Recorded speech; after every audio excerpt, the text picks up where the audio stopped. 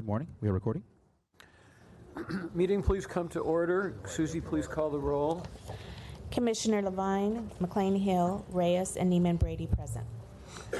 This proceeding is broadcast on Channel 35. The exact broadcast times can be found by contacting Channel 35. Welcome to our first meeting of 2020. One of these days we'll start on time, but today isn't it. Hopefully we'll do better. My only opening remarks are in memory of Kobe Bryant, and I would, and his daughter and the other people who perished. I would suggest and request a moment or two of silence in their memory.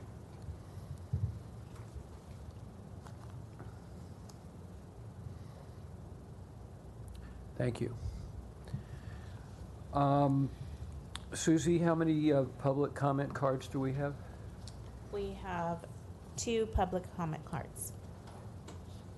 Go ahead and call the public comments.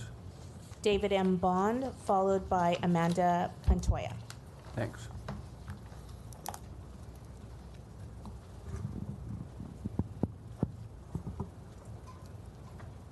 Good morning, Mr. Levine, Board of Commissioners, General Manager. I have a copy of this for each of you for later reference because it's encompassing. However, here are 7 questions for board members to justify to their constituents and the citizens of Los Angeles. Knowing we have a constant need to fill most field positions continuously, why don't we have the next examination being prepared as the list of qualified candidates is exhausted and or nearing expiration? Number 2, why can't the managers impartially promote themselves, as some favorites have skipped or jumped multiple levels at one time, while other more qualified candidates have been waiting for years, yet never given the opportunity? Number 3, why does the hiring process take so long to complete now in 2020, when so many entry-level positions are going unfilled, and while so many Angelenos stay underemployed or unemployed? Number 4, why is union management followed and or referenced in any way for the promotion of managers and supervisors, as they have little or no experience working safely or at all in the field? Number 5, the last electrical mechanic supervisor list of qualified candidates expired on January 15, 2019. Many of us are waiting for the opportunity to take the examination to return to the new qualified EMS list, but it has not been offered, even though electrical substation construction management is picking up emergency appointments. Isn't that the cue or trigger for the new examination opportunity for all of us that qualify and desire to promote? Number 6, a round of the emergency appointments have been interviewed and selected in electrical substation construction. 5 positions are currently filled. However, the mechanics and seniors where I work, which is remote, the Pine Tree Power Plant, has, let's see, where I work is, were neither informed or interviewed. How else is it possible to promote the best candidate if only a select few are informed? Don't the civil services rules and city charter require all qualified civil service candidates to be included in the selection process? And number 7, as this is the 3rd time in a year that I'm appearing here before the Board of Directors, April 23rd, September 24th, and today, January 28th, 2020, addressing the same issue as accurately and concisely as I can today, as possible, when will this board act upon the fiduciary duty and resolve this issue, allowing impartial, efficient, and effective promotability for each of us? Does anyone have any questions for me? We don't engage in a dialogue during public speaking session, but we appreciate your input. Very good. Thank Here's you. a copy of that list, as long as a little bit of additional information to verify that. You can give that to the security officer. Very good. Thank you. Thank you for your time. Amanda.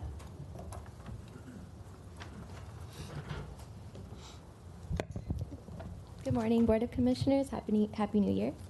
I'm Amanda. I'm with Food and Water Action. I'm just here to say I'm looking forward to hearing about the initiatives being advocated through Clean Grid LA. We definitely need a strong plan that will send our city on a pathway to 100% renewable energy, and I commend UWP for setting such goals and responding to our city's needs. However, I'm here to speak on the urgency to move these efforts to match the unmitigated pace our climate is changing. Scientists say that our global temperature is very likely to reach 1.5 degrees Celsius as early as 2030, which is now only 10 years from now.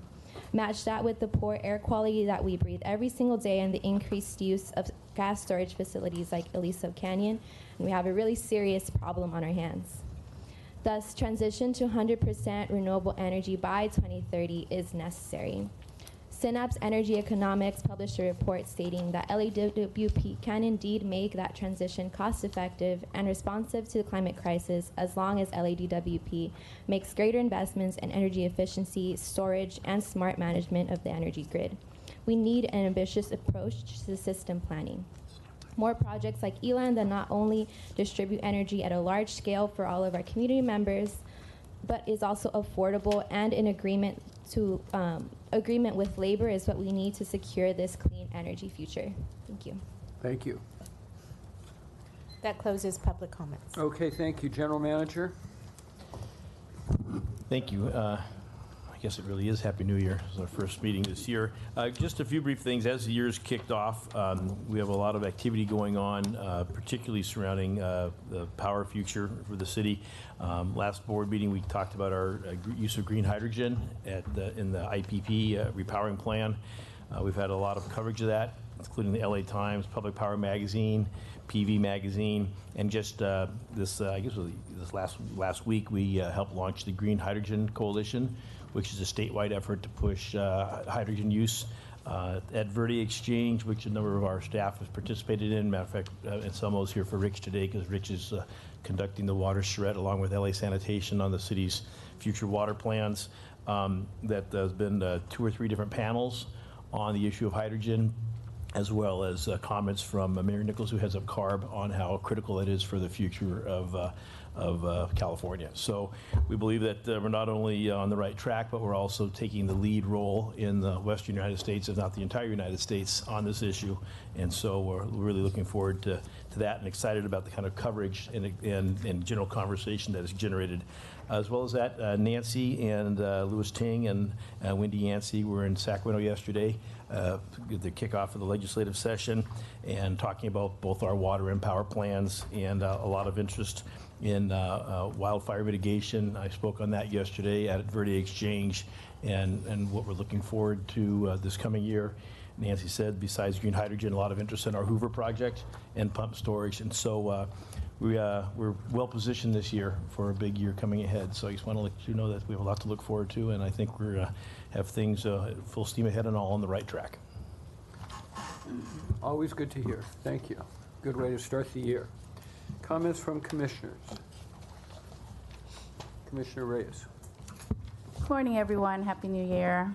So I just want to bring to my colleagues' attention the recent City Controller audit of the LADWP Low-Income Discount Program and the Lifeline Program.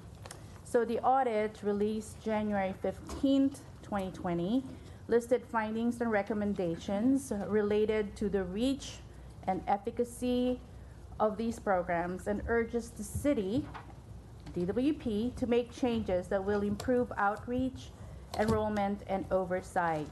So while these programs have been in place for decades, I think it is important that we ensure that these programs are really helping qualified customers or residents, because many Angelenos are struggling to make ends meet and have difficulty paying bills for their water and electricity, as well as for their gas, sewer, and trash removal. It is well documented that low-income households live in less efficient housing and devote a greater proportion of their income to utility bills than do higher income households. I was the former director of low-income customer access here, and I understand and acknowledge the challenges customers face and the lack of resources to really make an impact on customers needing our help. This is an equity issue.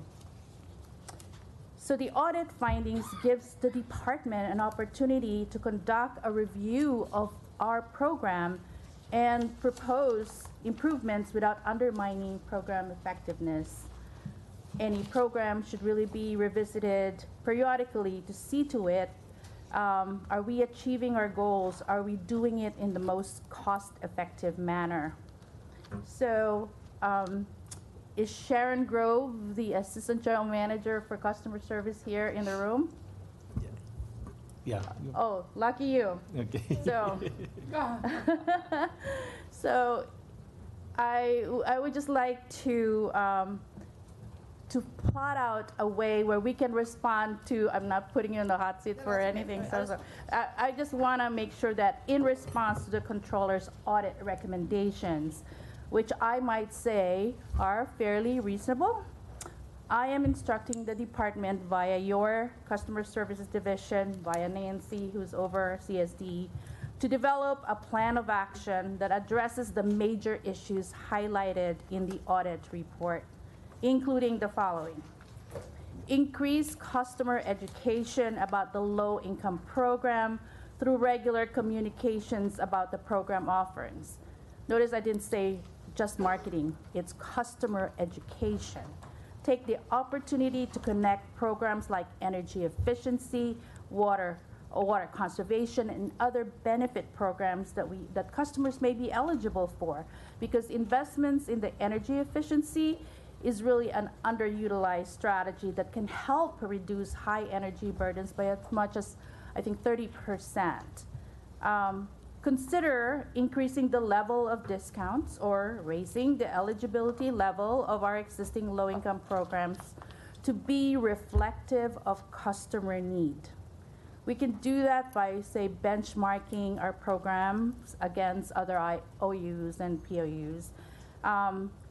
Let's establish the participation goals and implement a more robust and timely recertification process, and remove the barriers to access for these programs by streamlining our procedures, automating the application and the feedback response mechanism, and establishing clear protocols regarding who really approves it and who makes those decisions for those programs. And design an evaluation of program success. What do we consider success? Have we reduced the disconnections? Have we improved payment patterns? Have we reached our intended customers? And of course, underlying all these changes is the need for a robust and stable customer relationship management and customer billing system. So I'm instructing IT to work closely with you, Sharon, and your division on your business processes and requirements and the data sets available within and externally for the deeper analysis that the controller's office is talking about, and for IT to give priority to your system needs to support this program. I also anticipate that the plan of action will require resources, right? And therefore, I request a multi-year plan. So I'm not setting you up for failure. I want to make sure that it includes an estimate of the program improvements, and to get it off to a good start, that the cost be included or integrated into the preliminary budget for next fiscal year. The controller recommends the formation of the working group, right, for sanitation and Office of Finance. So I would like the Office of the Ratepayer to be part of the working group to review the recommendations for impact on the ratepayers, and of course for our city attorney for legal advice. I request that report be presented to the board for approval within 60 to 90 days. Thank you. Thank you. Thank you very much. I just have a quick question. That was a pretty extensive set of instructions. I assume that at this juncture, it's impossible to put any of that in a motion form to be a formal action of the board. Is that right? Because often just individual instructions don't result necessarily in the kind of responsiveness that we might otherwise think would be appropriate under the circumstances. And I very much concur with the instructions and the recommendations of the commissioner. So my first question is, I assume because it's not agendized, that that is not an appropriate motion to make at this time, right? Correct. So the appropriate thing to do would be to request Sharon Grove to come back within that time period as was requested with a proposed plan. And then the board would have the ability to act and input on that plan. And I just have another question. Is it possible to take the commissioner's recommendations to actually agendize this item for our next board meeting and to have those recommendations reflected in an actual motion that the board can vote up or down on, as Yes. opposed to a single Yes, individual we could have it request? as a motion for the next board meeting.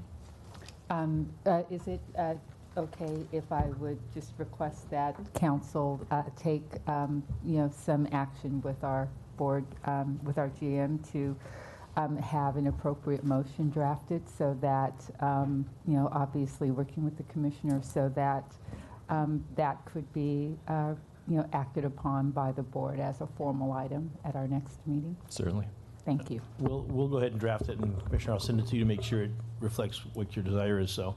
Thank you very Yeah. much. Although Thank you, Commissioner. I'm glad you gave Sharon a heads up on this. This is something that's near and dear to her, and as you're aware, she's making a lot of strides in the customer service area, and so, and low-income customers are certainly an area of concern and something we've had a lot of discussion about how to better serve them. So we'll get right on it and we'll get a motion back to you. Thank you, I appreciate that. Thank you, Sharon. Other commissioner comments? Yes, just a brief comment of actually gratitude.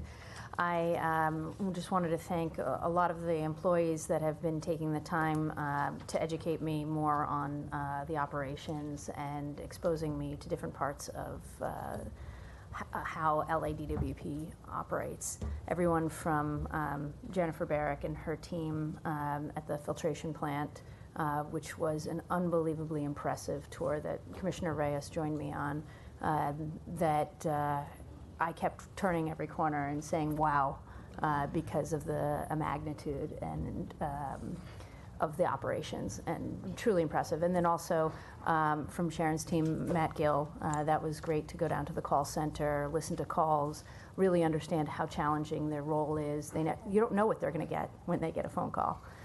It's really important work, and I look forward to continuing to learn more about how LADWP operates and joining some of Rayco's team out in the field as well.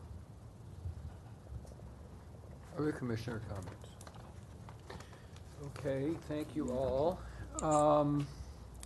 Ratepayer advocate. First, we're overjoyed to hear Commissioner Reyes's proposal. We had suggested something more limited than that in the 2015-2016 rate reports, but the Commissioner's proposal is much more comprehensive.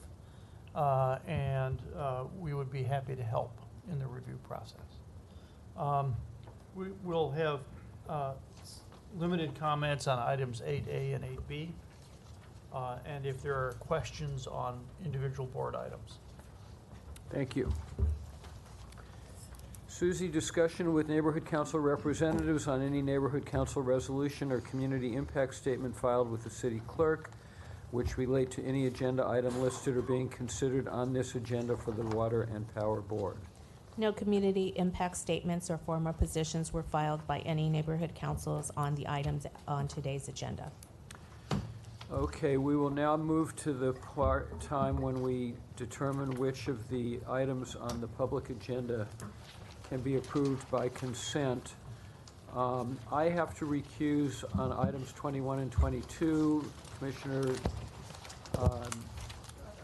Hill needs to be recused on item 24.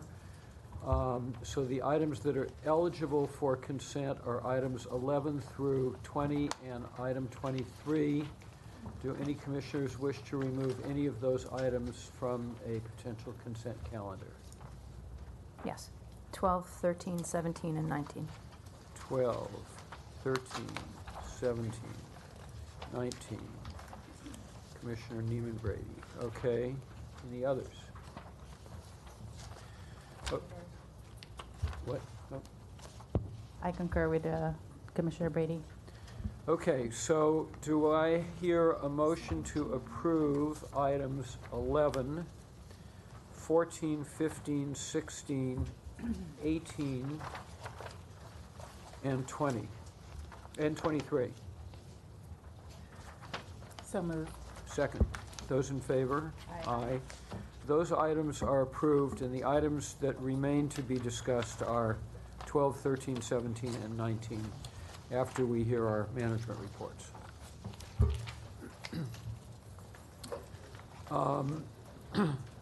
Okay, we go to 8A, Water System Stakeholder Engagement Group and 2020 Urban Water Management Plan.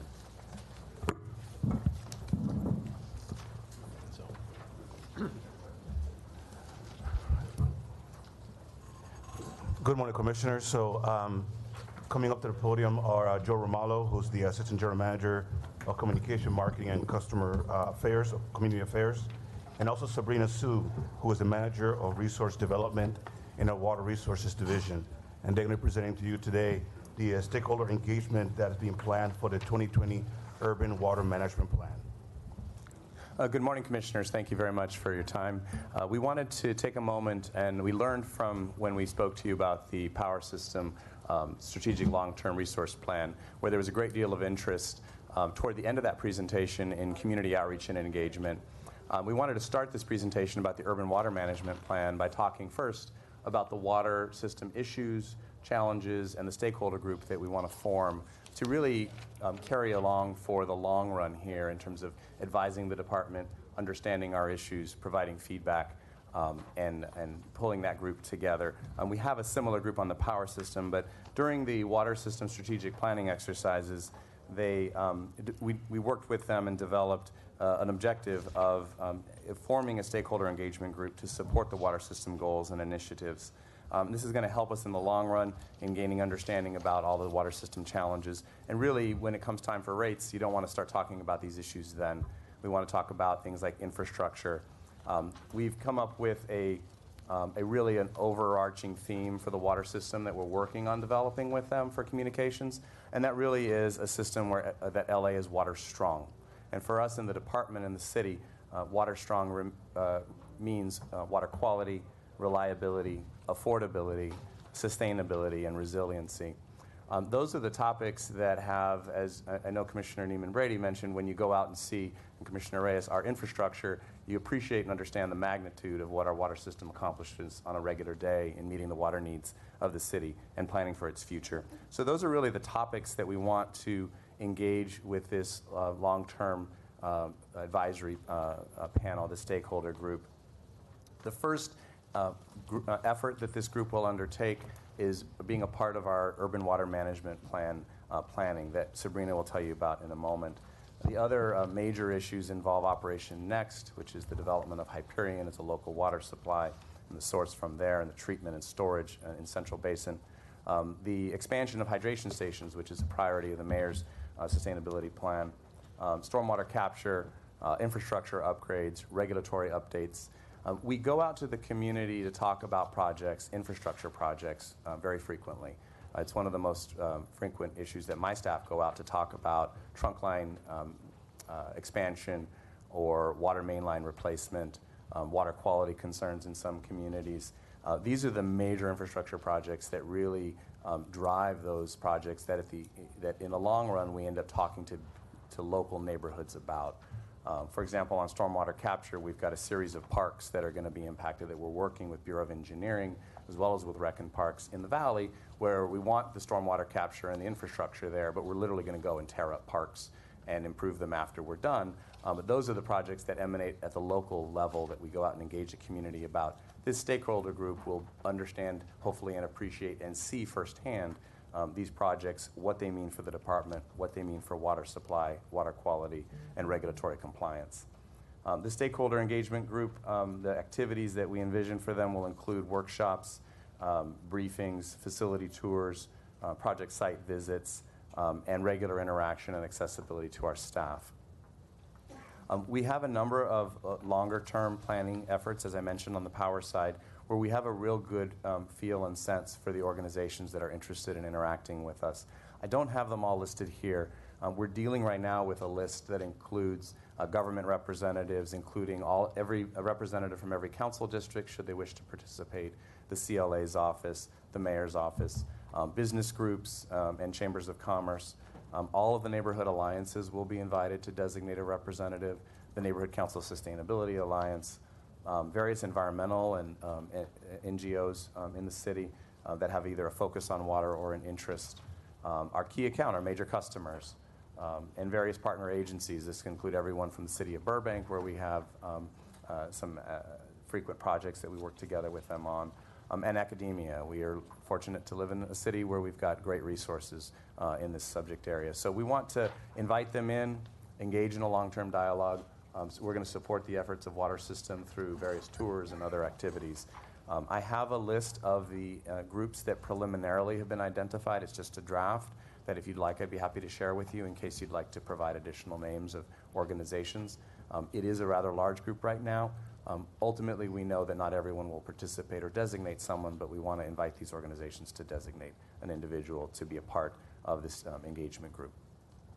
With that, I want to turn it over to Sabrina, who's going to talk to you about the Urban Water Management Plan. This group that I mentioned will, again, provide feedback and input prior to us going out to the community to talk about the Urban Water Management Plan as a whole and receive their input. Good morning, Commissioners. My team and I are responsible for the development of the Urban Water Management Plan, which is the city's water master plan for water supply and resources management for the next 25 years. Our last publication of the UWMP was in 2015, and that's available on our website. The document itself is required by the California Urban Water Management Planning Act of 1984, and this was a result of the 1977 drought, which left many water agencies vulnerable for supply disruptions. And so this act requires urban water agencies to supply the Department of Water Resources a document for their long-term strategic goals and plans to ensure that there is enough water for existing and future water needs. And this plan is required for agencies that serve 3,000 acre-feet a year of water or more, or 3,000 customers. And this is also required for state and loan eligibility. And what we also use as Urban Water Management Plan for is water supply assessments. We work closely with the city's planning department to review the large development proposals, and we ensure that the city has enough water to support these developments before they're approved. Our first submittal of the Urban Water Management Plan was in 1985. This year, we're working on the 2020 update, which is due in 2021, and we have come a long way since our first submittal. So in 1985, this is what we submitted, and in 2015, this is what we submitted. So it has grown by quite a bit, by 7 times. Our population has grown by quite a bit, 1 million people strong. In addition to what we had before. But as you can see, we've used less water, and that is a clear indication of the success of water use efficiency and conservation within the city of Los Angeles. In fact, last year we were at an all-time low of the past 40 years at under 500,000 acre-feet. And this, again, is the success of conservation, but also because we had a wetter than average year. We had a bit more precipitation than normal. Our 2015 document that I had just showed you is one of our most comprehensive documents, and this was in part that we were in the middle of a long drought, and also because we had other efforts ongoing. So there are many other individual planning efforts that we had, such as the Recycled Water Master Plan completed in 2012. We had an ongoing water conservation potential study. It was eventually completed in 2017, but we were able to incorporate some preliminary results in the 2015 UWMP. We also had the Water Loss Action Plan that was completed in 2015, as well as the Groundwater System Improvement Study. The Stormwater Capture Master Plan was also completed around the same time, and Mayor Garcetti unveiled his first ever Sustainable City Plan in 2015, and those were all incorporated into our 2015 Urban Water Management Plan. As we are working on the 2020 Urban Water Management Plan, we will be incorporating Mayor Garcetti's 2019 update of the Sustainable City Plan, as we all know as LA's Green New Deal. And so the Green New Deal has some targets that are very centered around local supply. And so this really is a statement of our values to ensure that Los Angeles is a sustainable city, and his vision is built on a more sustainable, prosperous, and just Los Angeles, built on the 3 E's of environment, economy, and equity. The following items on the Green New Deal are the water-related goals: sourcing 70% of water locally, capturing 150,000 acre-feet per year of stormwater, reducing water use by 25%, and recycling 100% of wastewater for beneficial reuse. As you can see, the local supply program is really at the center of achieving Mayor Garcetti's Green New Deal targets. And so what we have put together is a strategy to capture stormwater, to conserve and improve our water use efficiency, to reuse through recycled water, water recycling, including expanding our purple pipe network, which is for irrigation and industrial uses, our groundwater replenishment program, which is using advanced treated water and replenishing our groundwater basin, and lastly, Operation Next, our water resiliency program, where we would be using 100% of wastewater for beneficial reuse and using that for groundwater replenishment as well as direct potable reuse in the future. And what this does is it increases our local supply, and the conservation and the purple pipe network reduces our potable use, and together that increases our supply reliability. In terms of the Urban Water Management Plan itself, there are outreach requirements that the Water Code requires, and this is shown here, but we have a strategy to go over and beyond what is required by the Water Code. And we have worked closely with Joe Ramala's team to work on this year's stakeholder engagement meetings, and there will be 4 meetings this quarter where we will be taking the stakeholder group on the journey of the development of the Urban Water Management Plan. In addition to that, we will have neighborhood alliance meetings and community news updates. There are going to be stakeholder group tours, as Joe has mentioned earlier, to give the stakeholders a tour of where our supplies are coming from up the Owens Valley. And we'll also be going up to the Mono Inyo County to discuss our Urban Water Management Plan document as well.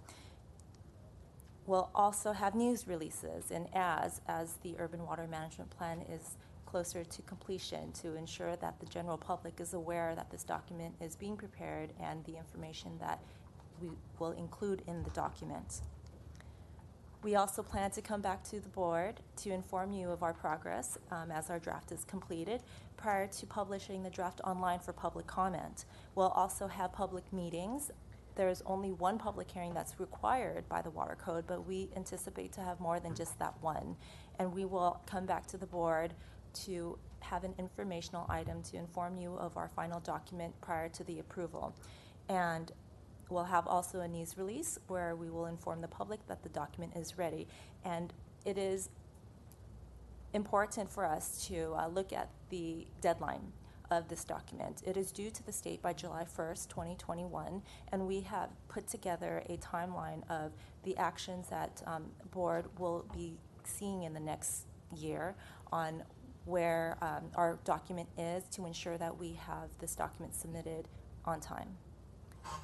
And this concludes my presentation. I'll be happy to take any questions. Thank you very much. When do you intend to come back to the board? So we intend to come back once our draft is completed, so in January 2021. Not before that? We can certainly come back if you would like. I actually think it would be useful to hear from you in terms of your progress, maybe in 6 months or something like that. Yes. If that wouldn't be a problem. Yes, definitely, we can include that. Okay. Other questions, commissioners?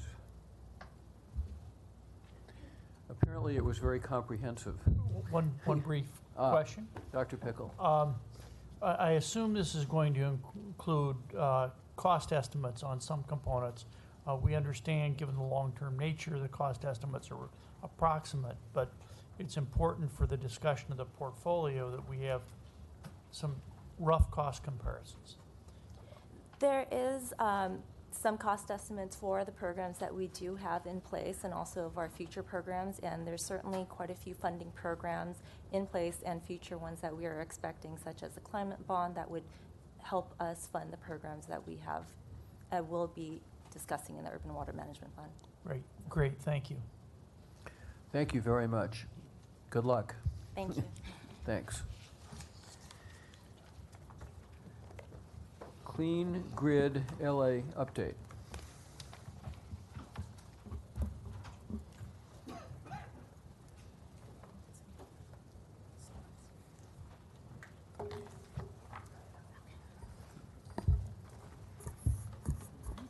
Morning, Commissioners. Nancy Sutley, whatever my title is these days, Senior AGM for External Regulatory Affairs and Chief Sustainability Officer. And Jason Rondu, Director of Clean Grid LA Strategy Division. Thank you. Commissioners, we wanted to give you an update on where we stand with our Clean Grid LA planning. I think the last time that we gave you an update was in August of last year, and so we'll bring you up to date. This isn't we're not asking for decisions today, but just wanted to give you a sense of where we are in the planning process and some of the issues that I think we are focusing on, and we'll engage in further conversation with you as we go through the year.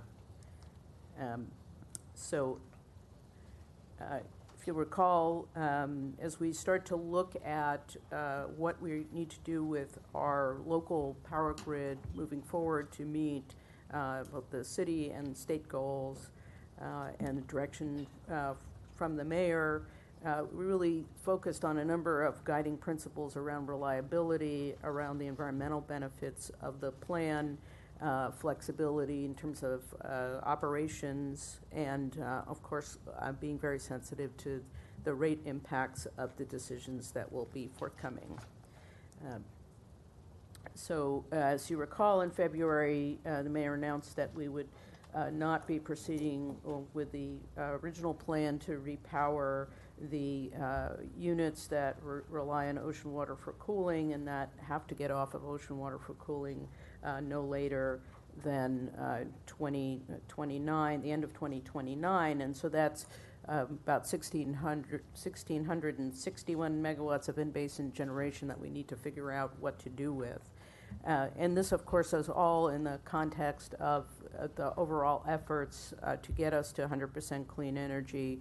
So we have the sort of, at the moment, the two tracks, the kind of longer-term look through LA 100, what will it take to get us to 100% renewables, and how do we achieve that transition?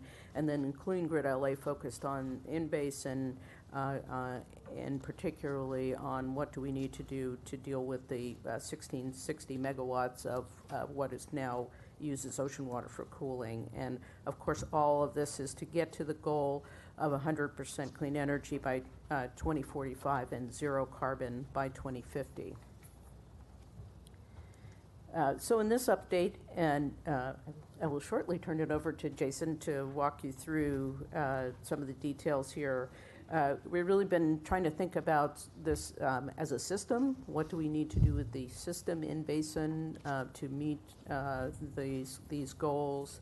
And so we've been looking at a number of different options, and again, as a system, but we know it will at least include some transmission studies and upgrades to our transmission system in basin, looking at how and where we can deploy battery energy storage in basin, and how much of that would we need and what the benefits of that are, looking at some options around the existing power plants, Haynes in particular, and we'll talk a little bit more about why we're looking at a different way of cooling it, and then the distributed energy resources.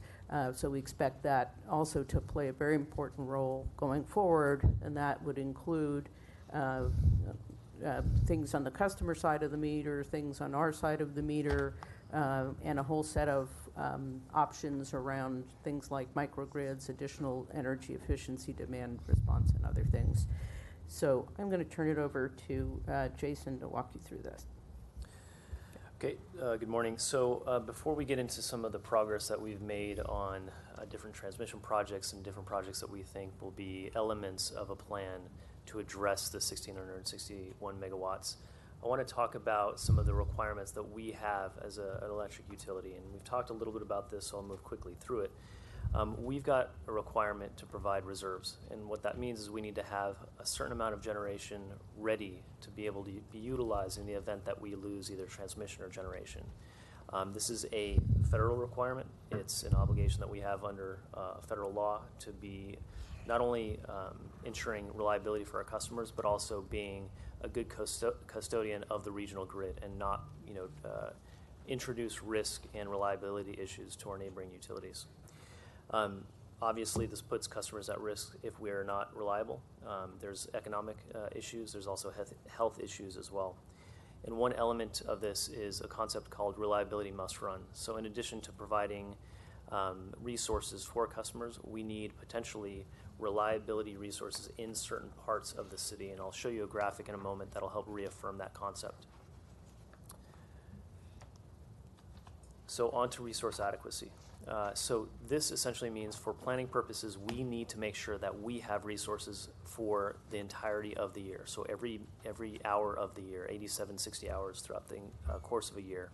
That doesn't mean that all resources have to be in basin. We obviously have a large mix of external resources, both renewable and conventional generation.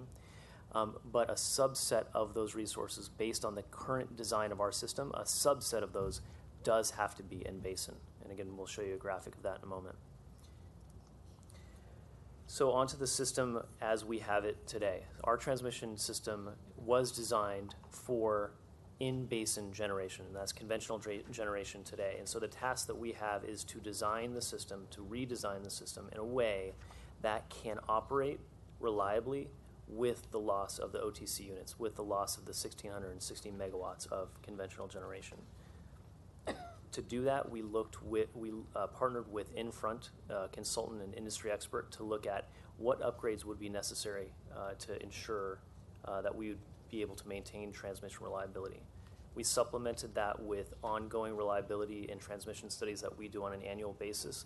So a mixture of the internal subject matter expertise as well as the external subject matter expertise led us to the following suite of transmission projects that we would need to complete, a subset of them by 2024 and others by 2029. And so while none of these are calling for a new transmission corridor itself, these are very substantial upgrades that requires potentially reconductoring, other upgrades that are very major investments in our transmission system. And so I'm going to show what that would mean system-wide. Can you talk for a second, though, about the timeline associated with those? Because a lot of them are dated, almost 10 years from now. So the dates on the left-hand side are 2024 for the first two and 2029 for the second two. And the significance of those is the first set of retirements, the next set of retirements for ocean cooling units is we need to have those first two lines upgraded by that time, so scapegood. And the remainder of the ocean cooling retirements would be 2029. And so we need to have the remainder of those transmission projects. I believe there's 10 of them that follow the first two. We would need to have those in place. And a number of you are probably thinking, that's a very tight time frame, and we'll talk about that time frame in a second and why that's important for sequencing a number of the different options that we have going forward. Do you have a sense of the cost of all of these? Just a projected cost of all these projects? I don't think we have a projected cost in detail yet, but we can report back on, if we don't have that cost, we'll report back on when we expect to have that cost.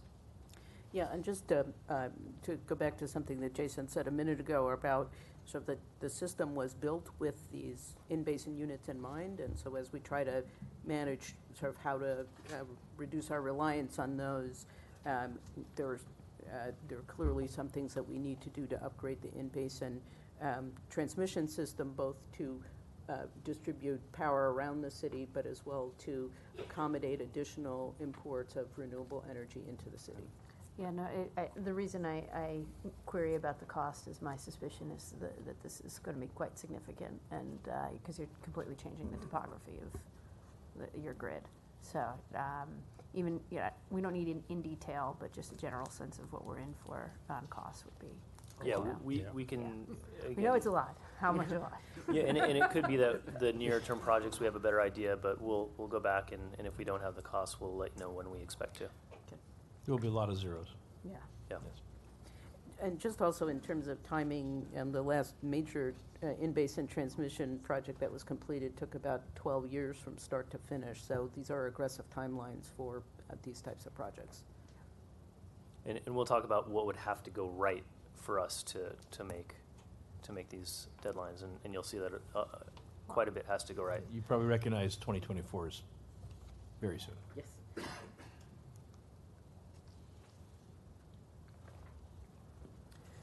So we have a substantial amount of imports coming in from the north on our system. And to balance that import of renewables and fossil fuel generation that comes in from the north, we have conventional generation in basin. And while we do have a growth of distributed resources, both solar and storage, and soon to be more demand response, the vast majority of our local resources today continue to be natural gas. And so what that means for power flow is that as we reduce the capacity in basin, we need to increase the capability of bringing in additional resources from the north into the central and the southern parts of the city. And so what that looks like in terms of that suite of transmission projects is for the first two that were on that list. These, it's two projects, but these are very significant investments. It includes upgrading transmission lines through the Santa Monica Mountains, which again, while we're not taking right away or proposing to look at additional right away, these are significant projects that I think stakeholders will have a lot of interest in. And as Nancy mentioned, our most recent example of a significant transmission project in basin took a significant amount of time. So moving on to the 2029 projects, this is where you see truly an unprecedented level of transmission investment in this amount of time. And so this is what we're talking about when, to replace or to enable the system to be able to operate reliably. And we haven't touched on resiliency yet, and we'll talk about that in a moment. But to enable the transmission system to operate reliably, these are the investments that we would have to make. And so now it comes down to, can we actually do this in a time frame that would be in time for the ocean cooling retirements? And so to do that, we'd have to reduce procurement time, so we'd have to accelerate that. We'd have to make sure that these are sequenced in a way that we can actually have transmission outages and have generating station outages. So when you see a suite of 10 projects, it's not that we can undertake all of them at once. It's that you'd have to develop a sequence of projects that would ensure reliability during construction of that. The environmental process would have to go, seamlessly would be one way to put it, but without significant challenge to environmental processes. And I think it would be expected to see some level of concern or some level of challenge. And while we don't propose new right-of-ways for brand new corridors, there is potentially some land availability for different adjacent areas that would potentially introduce a significant amount of time as well. So what does that mean for some of the options that we have? One option that we have is to pursue an extension of scattergood units 1 and 2. So those are scheduled to be offline or eliminated from ocean cooling by 2024. And extending those units could potentially give us significant flexibility in not only managing the risk of not delivering those projects by 2024, but also in scheduling outages through the next 10 projects for 2029. And so this is a project that we potentially, or that we do intend to pursue. It will take significant discussions with the State Water Board and other stakeholders. And it is something that, again, would provide us potentially a resource that, even if it was simply used for reserves, just having that available would give us significant flexibility to invest in a future. Yeah, and we've started some of those discussions, and as you may recall, this will take a formal action of the board, so more to come on that. Can you elaborate, just for my knowledge, why Scattergood had an earlier deadline than Haynes and Harbor? So LADWP had a significant number of units that you were using once through cooling, and so the state board adopted a policy in 2010, and the goal was statewide that all units would be off of once through cooling by 2020. That was going to cause a lot of problems for LADWP, so a schedule was negotiated with the State Water Resources Control Board to basically sequence the conversion of units through the end of 2029. So several of them have already been completed, including one at Scattergood was completed in 2015. So it was just a part of the negotiated schedule with the State Water Board. Okay, thank you. And when you're talking about extending Scattergood 1 and 2,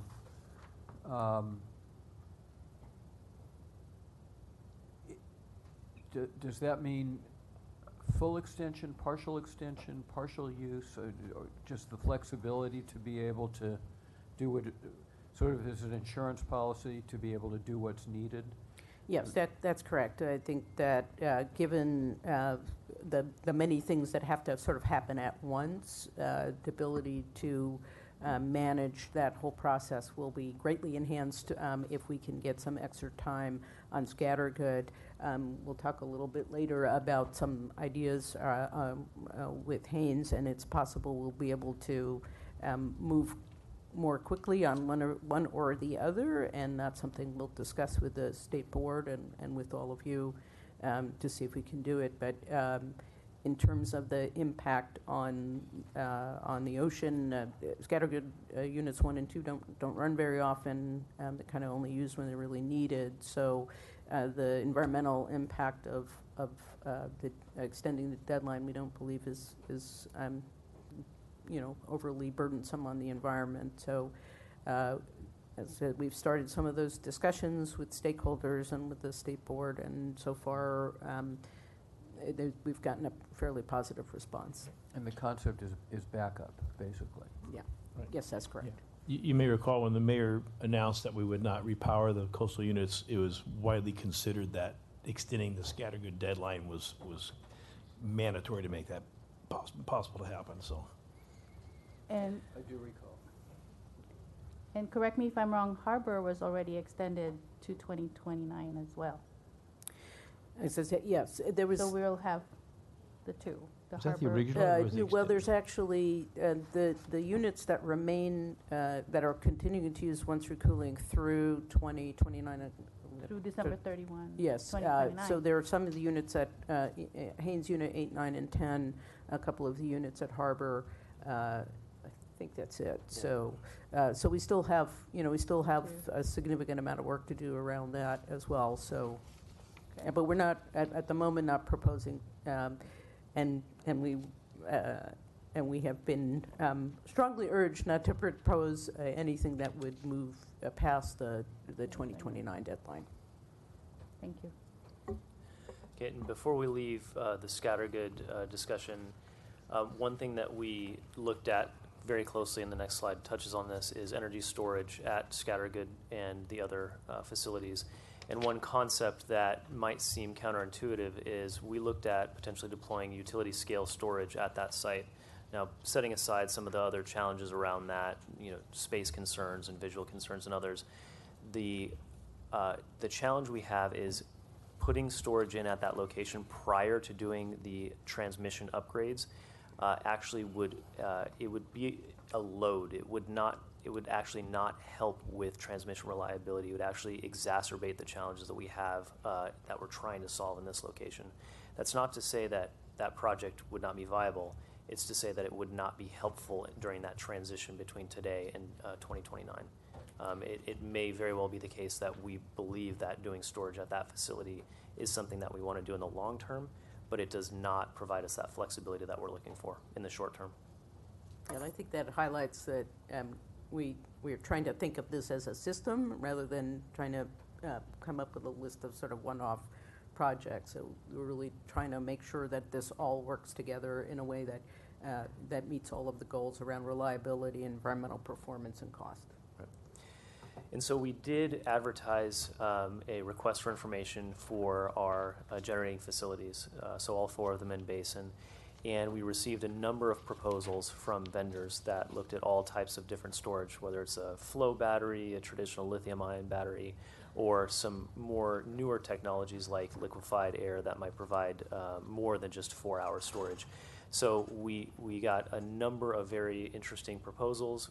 We're kind of working with a lot of the vendors to see where we could potentially expand that.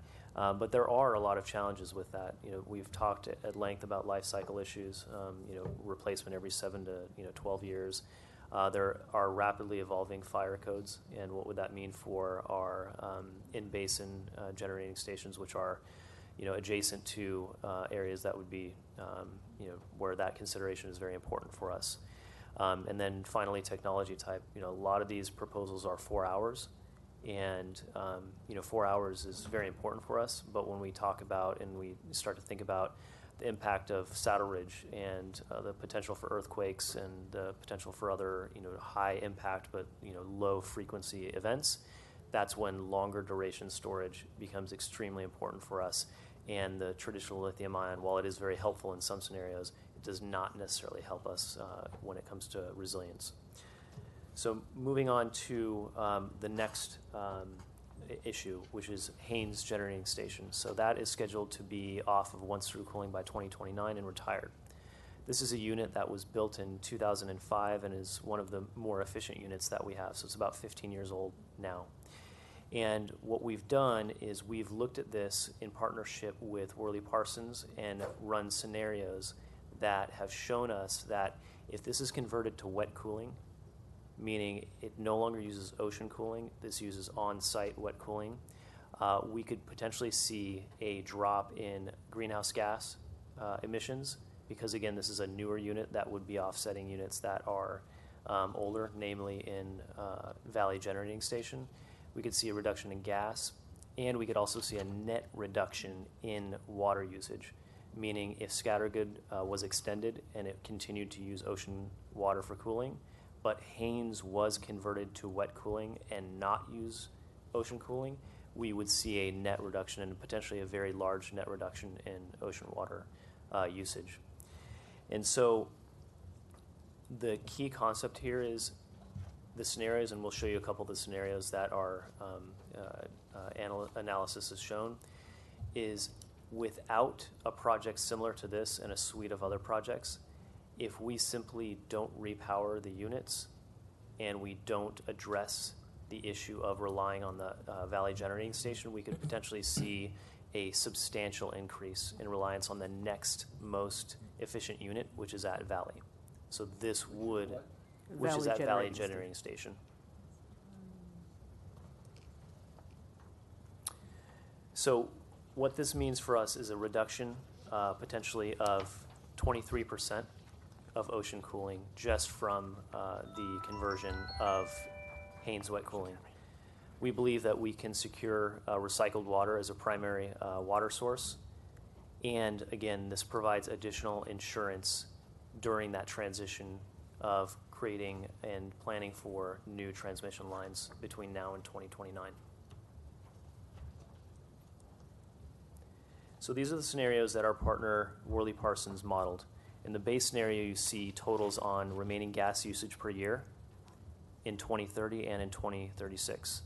Without Haynes wet cooling, which means no repowering, which means no utilization of Haynes, you see a reduction in gas usage down to 70 million.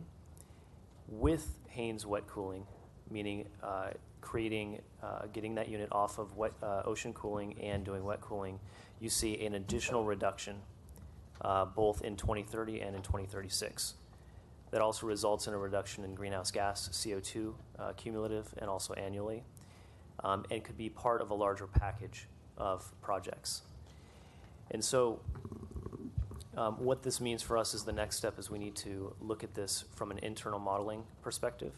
And as we started to model this internally, we've also verified the potential reduction, not just in gas usage and greenhouse gas emissions, but total water usage, NOx, and there's also a significant equity benefit as well, because under that scenario, we would not have to rely on Valley as the next most efficient unit.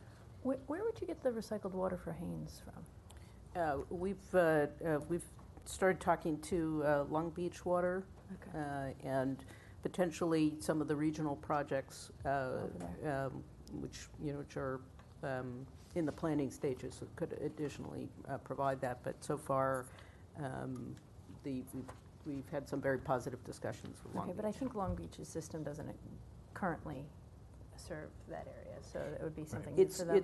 It's close, so it's the closest recycled water. So it's a relatively easy. I don't know. It's almost. And it seems to be available, right, Nancy? Yes, yeah. that's correct. Yeah. So, Jason, just to recap, so there's no repowering. This is using existing unit, the most efficient unit we have, and enabling it to run off of ocean cooling longer.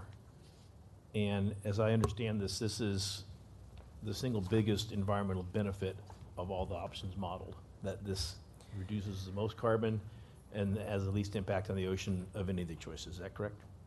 So the modeling that Worley Parsons has done has shown that this has a reduction in greenhouse gas emissions, gas usage, reduction in NOx, and again, a net reduction in water usage. So yes, this not only provides an environmental benefit, but it provides a significantly important insurance piece for that transition between now and 2029. So I was unclear when you mentioned about Valley. So if this unit was not available in 2029, what happens at Valley? So the next most efficient unit is dispatched, and the next most efficient unit is Valley. And that would grow by several factors. We're not talking about growing by 50%. We're talking about growing by several factors. So if this wasn't online, Valley would run harder in 2030. Yes. Yeah. Since Valley's not subject to the once cooling policy. Okay. So moving on to DERs, which is, again, part of the suite of programs and projects that we would need to undertake in order to meet this challenge.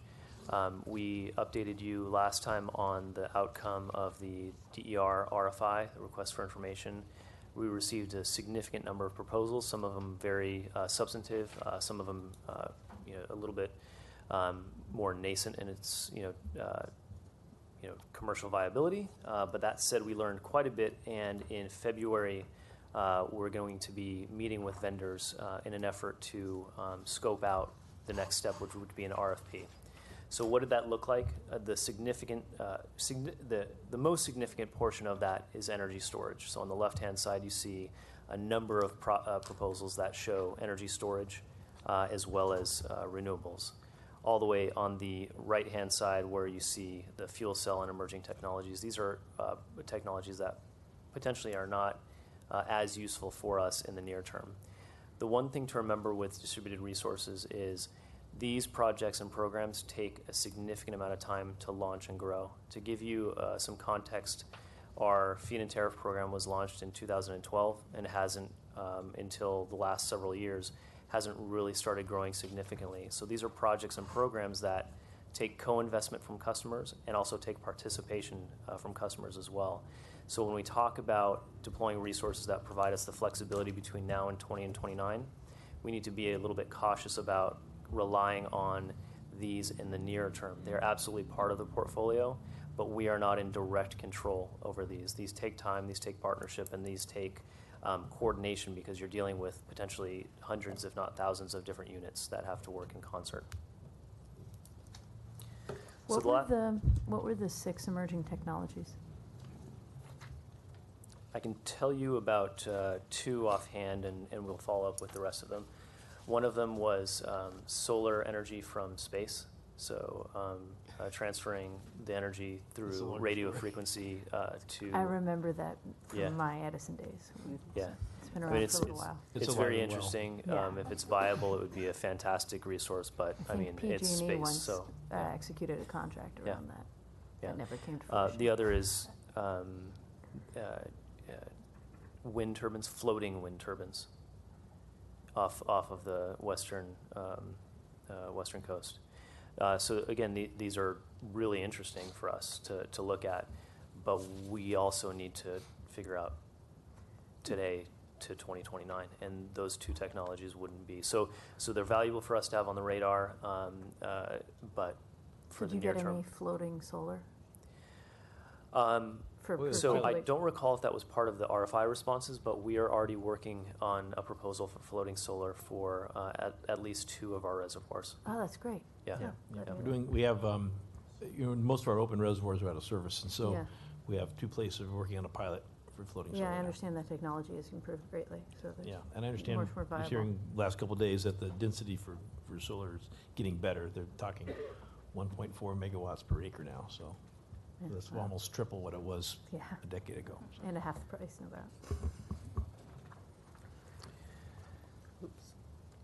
So the last piece that I will cover is a grid resiliency study. So when we do our resource planning and we issue our annual strategic long-term resource plan, we look at renewable levels, we look at greenhouse gas impacts, we look at reliability, we look at cost, and there's a number of different metrics that we look at when we identify alternatives. But what we don't look at, and what utilities historically have not looked at, is what's the impact on resilience. So we just saw the presentation on the water system looking at local resources and looking at the reliability of local resources and the importance of that. Conversely, we're relying more and more on external resources and importing a lot of them. And what that means is we need to make sure that as we do that, we quantify, or at a minimum qualitatively assess the different options that we take. What is that going to do to reliability? Are we going to be at more risk for Saddle Ridge and other wildfires? Are we going to be at more risk for earthquakes? And if that does happen, are we going to expect to have outages that last longer than hours or days? And so we're partnering with EPRI to try to figure out, can we quantitatively assess that in the different alternatives that we look at? And can we do that as part of the LA 100 study? Could we do that as part of the next iteration of our strategic long-term resource plan? And so this is something that is a little bit cutting edge. Not many utilities are looking at this, and I think obviously there's an imperative for us to do that. So in terms of the next step, as you may recall, when the mayor made his announcement, we said we would have a full plan by the end of this calendar year. So we wanted to provide you an update on some of the issues that we're starting to focus on in terms of preparing that full-fledged plan. And so on each of these, there's some urgency, particularly around the transmission lines to start the environmental review process. With the hopes of getting them done, some of those projects done as quickly as possible, and hopefully before the end of 2024. As Jason mentioned on batteries, trying to understand sort of how much, where, and how do you maximize the benefits of batteries, and so all of that analysis is ongoing. The next step on the Haynes wet cooling would be to start the environmental review process. We don't have an exact date to do that yet, and again, as Jason mentioned, on the distributed energy resources to move forward from the continuing analysis of the RFI responses to actually moving to solicitations. And just to sort of give some additional context, of course, we are focusing on, in this discussion, on the in-basin units, but of course this is in the context of what we're doing overall, and of course you approved the Elan contract that'll come online in 2022, and we continue to solicit and plan for additional renewable resources. And even with our current plans and current configurations, by 2030, we will reduce our greenhouse gas emissions by 80% from our 1990 levels. And again, under our current plans, by 2036, we'll be 80% renewable and 97% carbon-free. And so we think about how the vision of running this system every moment that we can carbon-free. And these are some of the steps that will be necessary to achieve that. And we're really laying out sort of a path to the future. That's it. Unless you have other questions. Commissioner McLean-Hill. I just have an observation and some feedback. First, I really appreciate both the presentation and all of the work underlying the presentation. I recall, as does, I'm sure, Commissioner Levine, where we were a year ago in terms of articulating goals and putting a stake in the ground as to where we wanted to end up, with the recognition that it would require a great deal of thought and planning to determine how to get from here to there.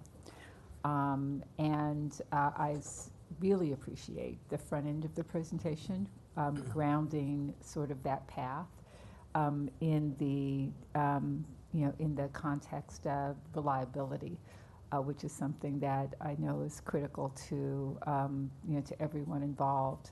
I do want to acknowledge that. That while the engineers aren't at the table in connection with this presentation, that this does reflect a great deal of thinking past constraints.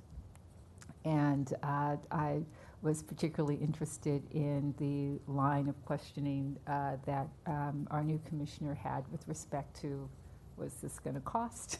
How do you do this quickly, et cetera? But want to acknowledge that what the staff has been asked to do is to, in a very methodical way, begin to lay out what it will take to get there, recognizing that it will be expensive, that it will require the coordination of and cooperation of a number of jurisdictions beyond that which we control. That a lot of stakeholders have to get involved in order to power this kind of solution, and that our job is to lay out what's necessary and to work with and leverage the energies and the the specific power of others to help us get to where we want to go. So I just very much appreciate the level of detail, the clear-eyed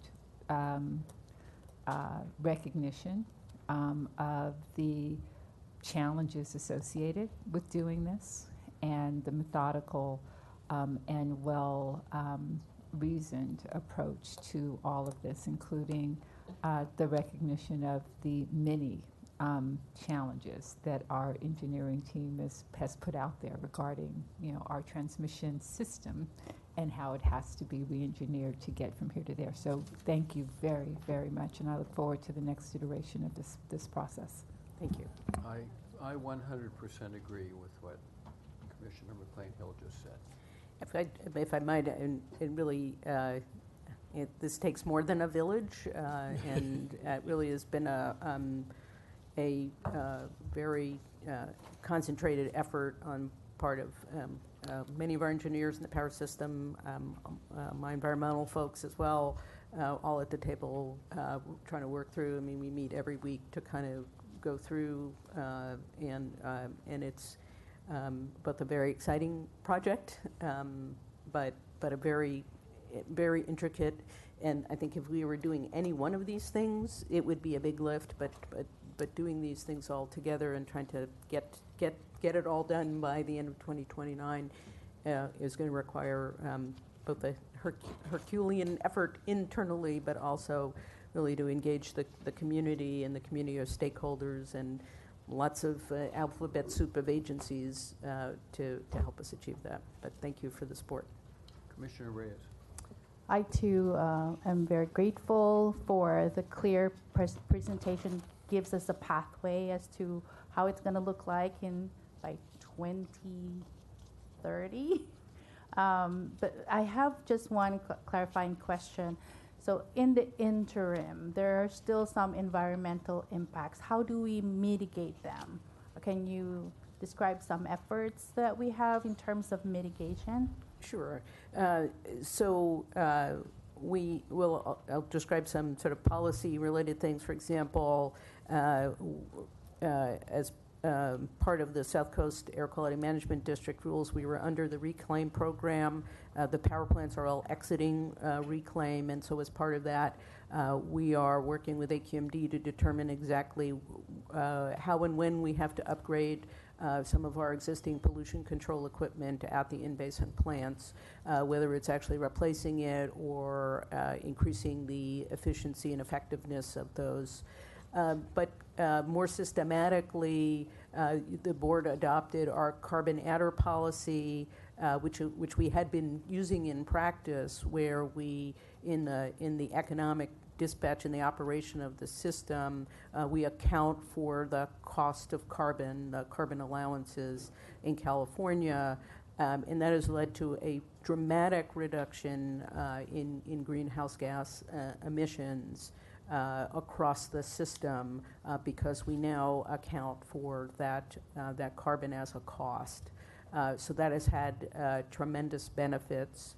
As we saw, it was described in response to the Saddle Ridge fire. Now, with the way that the different resources, the operating costs of different resources, renewables are cheap to operate.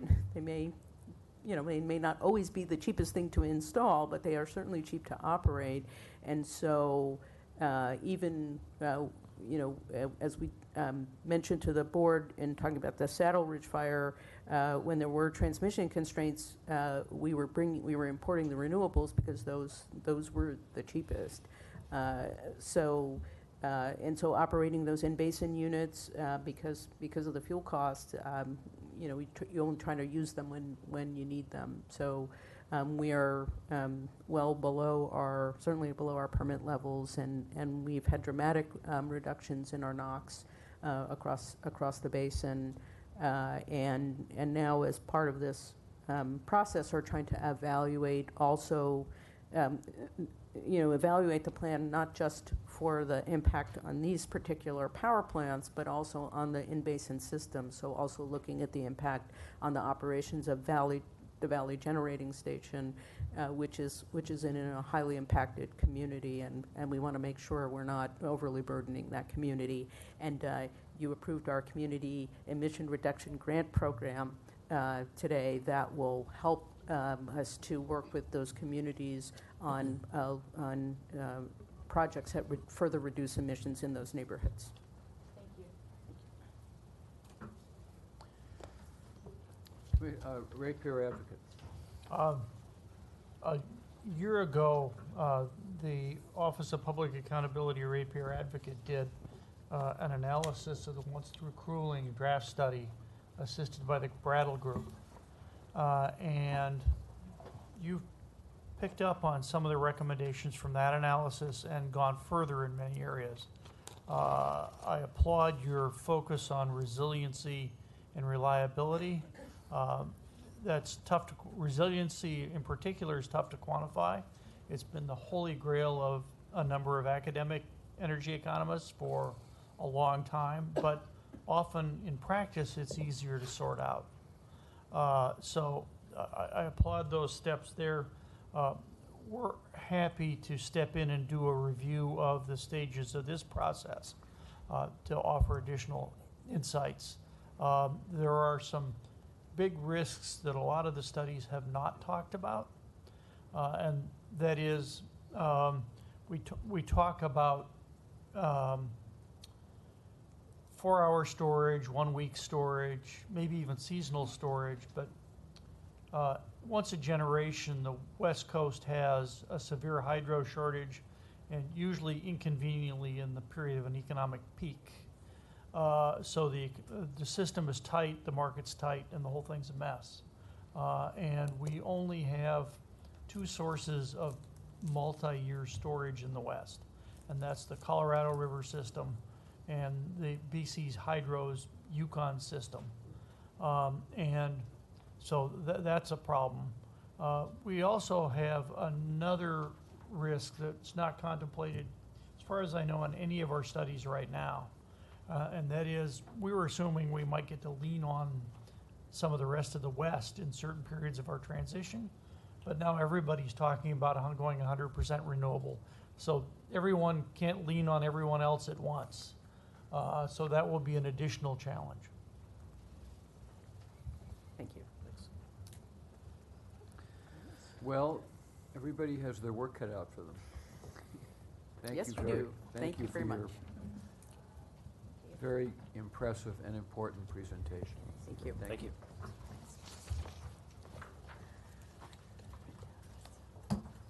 Monthly reports. Financial Services, October. The October report is in your package, if there's any questions. Hearing none. Power System, RPS. Power System November, RPS, Energy Storage and EVs November, RPS, Energy Storage and EVs December. Same thing. The reports are in your package. Be happy to answer any questions. Hearing none. Water System, November. Good morning, Commissioner. The report is in your packet. Happy to answer any questions you may have. Hearing none. Thank you. 2019 report on payment of fines and penalties for environmental violations.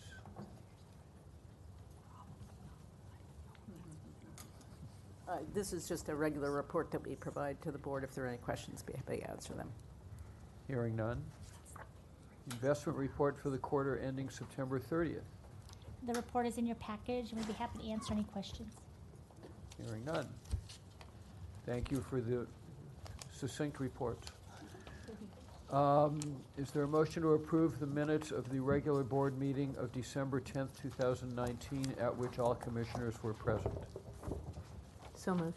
Second. Those in favor? Aye. They're approved. Okay, so the items to be considered are 12, 13, 17, 19, 21, 22, and 24. Commissioner Neiman Brady, do you want to hear a report on item 12, or do you have specific questions you want to present, or both? I have a specific question. And who will be? Lewis Carr. And go ahead and ask your questions. Thank you. The agreement is for a term of 4 years and 11 months. And the underlying rationale for this agreement is to provide gap skills and interim support while a new ERP system is evaluated and assessed. I guess my question really is, what is the plan, the transition plan for a new ERP system? Because that seems like an elongated period of time for an interim agreement. Thank you. Good morning, Commissioner Lewis Carr, Chief Information Technology Officer, and John Wong. Yeah, John Wong, Operation Manager. Yes, thank you. As you mentioned, this is an interim plan. As you're probably aware, we've issued the RFQ for the new software. The timeline for the software is around 3 years to get the new system in place. If in fact we're able to get the new system in sooner, we don't have to continue the IBM contract. We can terminate it sooner. Okay. Thank you. That is my question. Okay. Do commissioners have other questions on this item? Is there a motion? Second. Those in favor? Aye. Any opposed? I think it's unanimously approved, even though quietly. Unanimously, but quietly approved. Thank you, Commissioner. Silent vote. Thank you. Thank you. They're word for that. Okay, item 13. Again, Commissioner Neiman Brady, do you have specific questions, or do you want a presentation? Yes, just one specific question.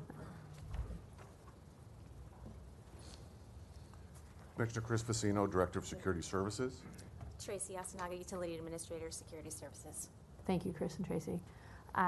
The materials indicate that funding lapsed essentially, and there was an immediate or an urgent contract executed to bridge that gap, and funding was insufficient through the anticipated period, and I'm wondering what happened. What happened to that funding? Why wasn't there enough, and what transpired there? Are you talking about the interim $150,000 or the previous RFP? So really the 150,000, and then the fact that it. Let me just pull up my notes here.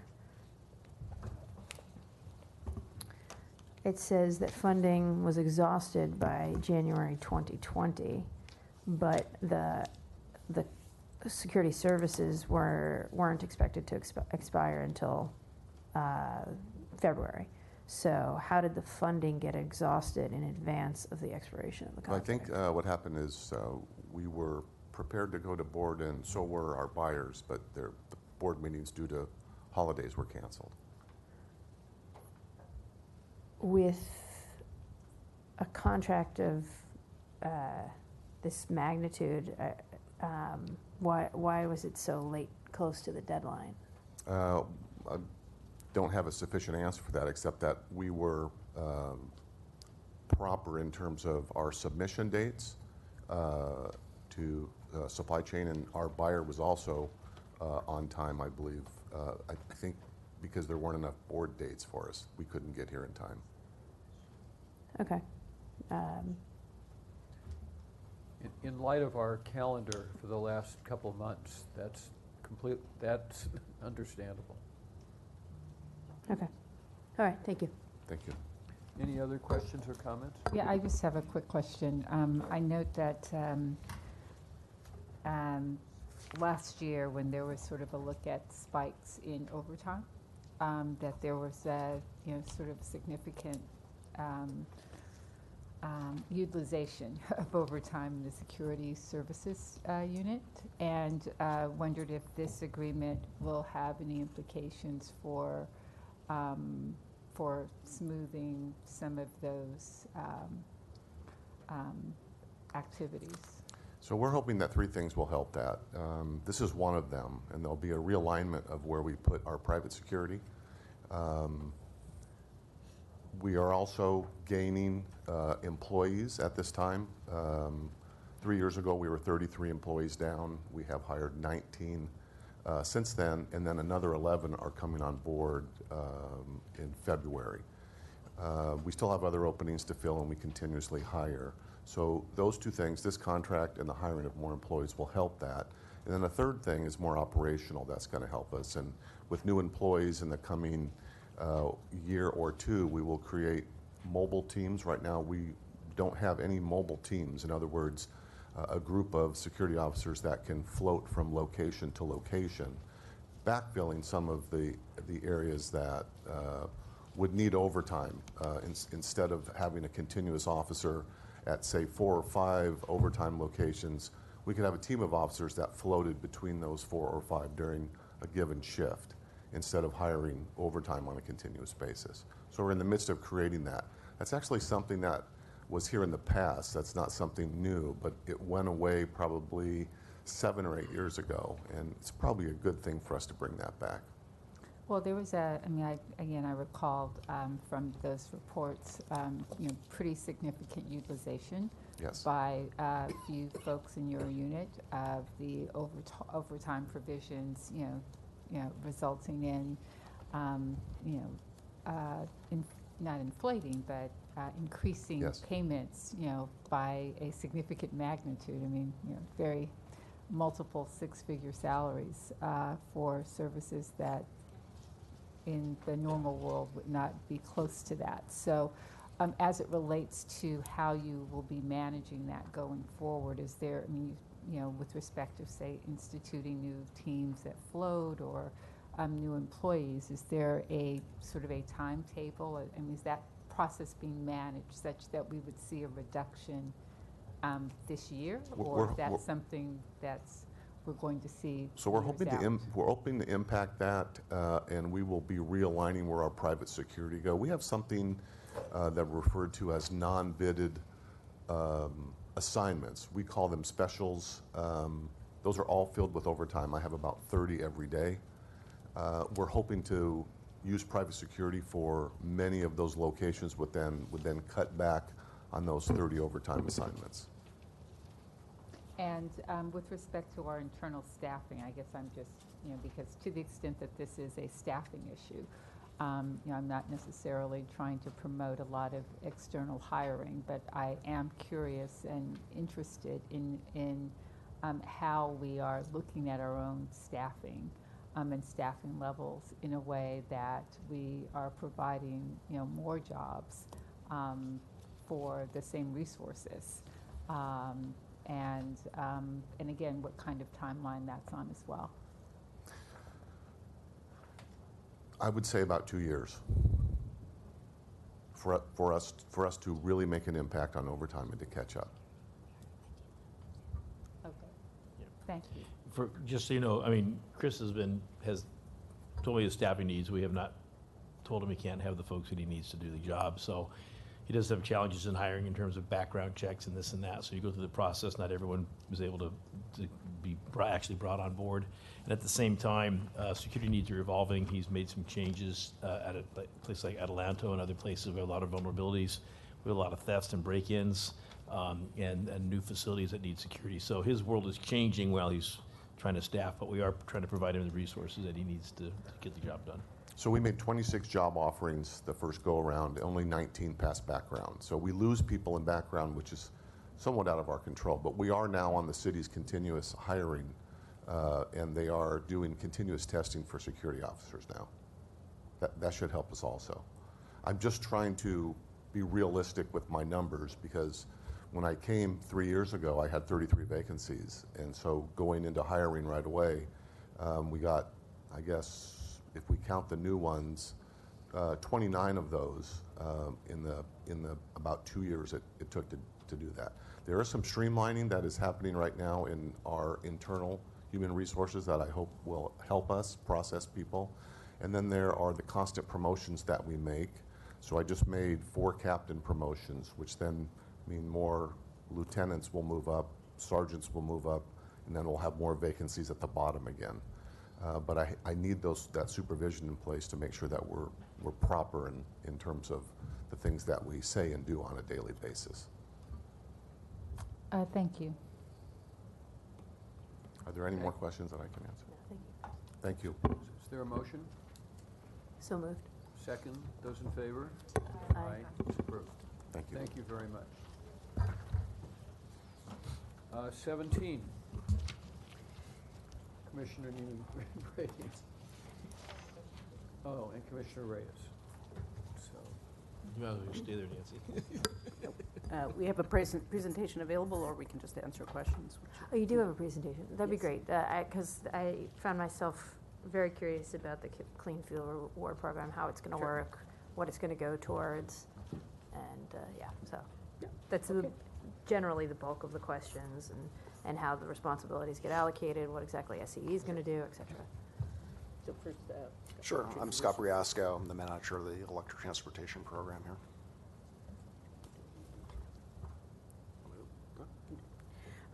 The low carbon fuel standard credit program, as part of the state's response under AB 32, CARB established the low carbon fuel standard, which is a compliance program on refineries. But as part of that program, they created a credit program for low carbon fuel providers to opt in to create these credits. So electricity is considered a low carbon fuel, and therefore we could opt in, which we did. And so we generate credits, these low carbon fuel standard credits, based on the number of electric vehicles that are registered in the city of Los Angeles, as well as specific projects that we can claim credit for. So we've been able to generate a significant number of credits. These are private transactions, so we sell these credits we don't need them for compliance.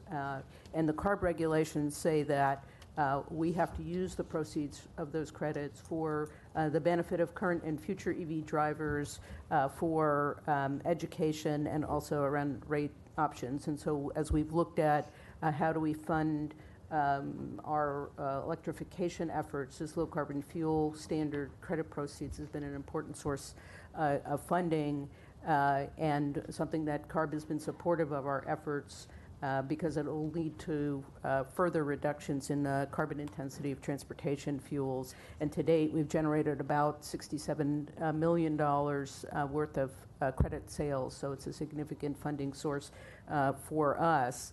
That's to date. To date, right? that's And right. So we get a annually you get a whole allocation. So yes, so we get a quarterly allocation from CARB based again on that DMV data and other data meter data that we provide them for electric vehicle charging to try to estimate the total sort of electricity, that low carbon fuel electricity sales for transportation. And it's a program without a sunset, but it is one that's subject to sort of potentially changes by the Air Resources Board to the structure of the program, which this Clean Fuel Reward Program is one of the first sort of big changes to that has an impact on us. And given the CARB regulation and item 18, which shows portion of LCFS credits being applied towards seemingly things that are not listed in those three green boxes. How do you have flexibility then to use those proceeds? Yeah, we've sat down with CARB, and they really want these credit proceeds to go to things that promote electrification. So we have reviewed our programs with them. And they're comfortable with the kinds of spending that we've been engaging in around that.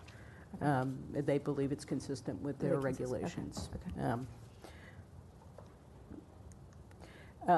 So one thing that CARB had been concerned about, and I think it's sort of been in the press, is that there's still a sort of limited uptake of electric vehicles, or the things that the state could do to promote electric vehicles.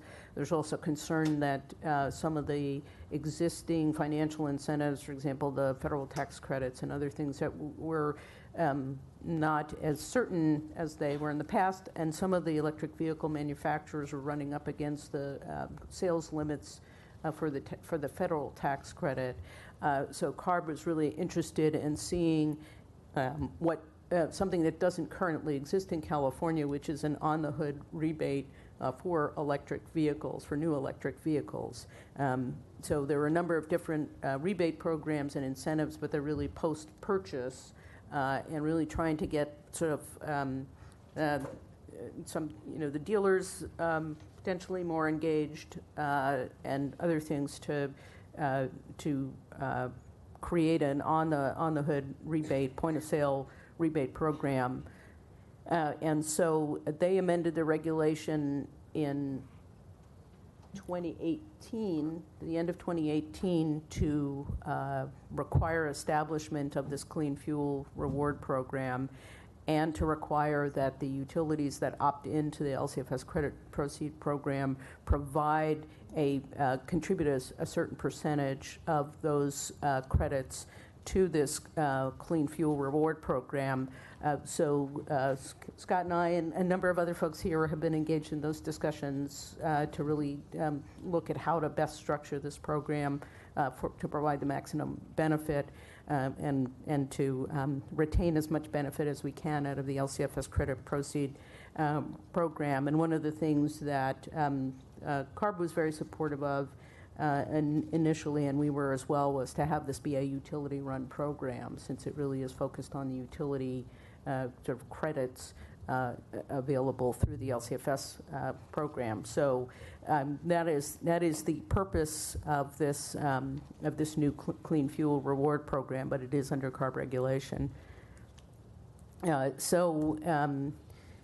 Trying to what's the right term, herd the cats here to get this process going.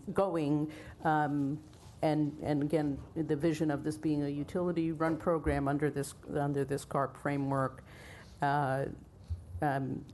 Your friends at Southern California Edison graciously volunteered to be the initial program administrator.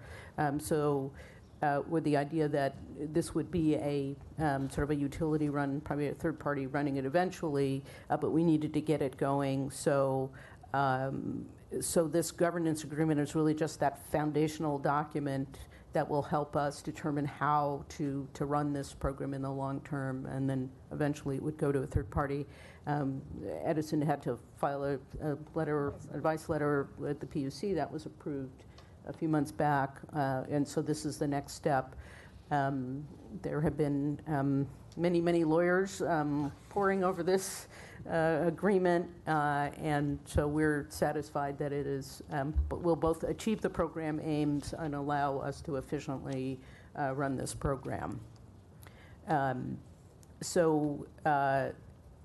not sure in any case, this slide just kind of reviews where we are. The initial contribution is $5.2 million. I will say we had a lively discussion about how much of what proportion of our LCFS credit proceeds we would be contributing, and we were able to successfully argue to CARB that the publicly owned utilities should contribute a smaller percentage than the investor-owned utilities because we were using these credit proceeds to really fund programs at the city level that would be very difficult to do otherwise.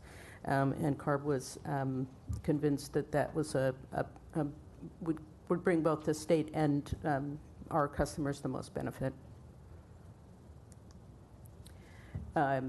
Again, so we continuously generate these LCFS credit proceeds, and through 2022, we are required to contribute 35% of the credits to this program, and then after that, 45%, and then all of that will go to this point of sale rebate program.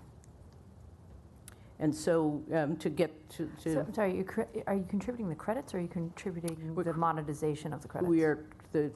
We are contributing the monetization, 35% of the value of the credits. Value.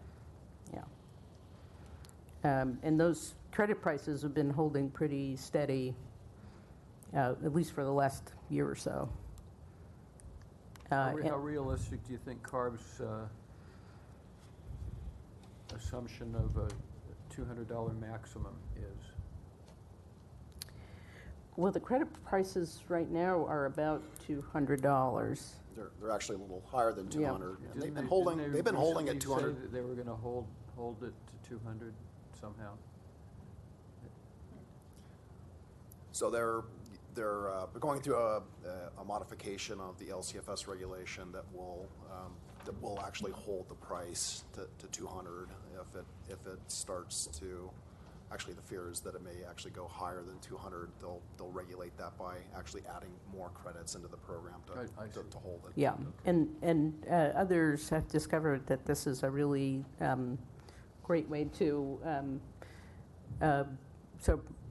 get some benefit out of investments that are being made in electrification. And so I think CARB has been dealing with a lot of requests to get more folks into the program, and on the other hand, the LCFS regulation that applies to the refinery has been getting more stringent. So there's really been the credit prices. I think even just a few years ago were under $100 a credit, and now they've been holding it around $200 a credit.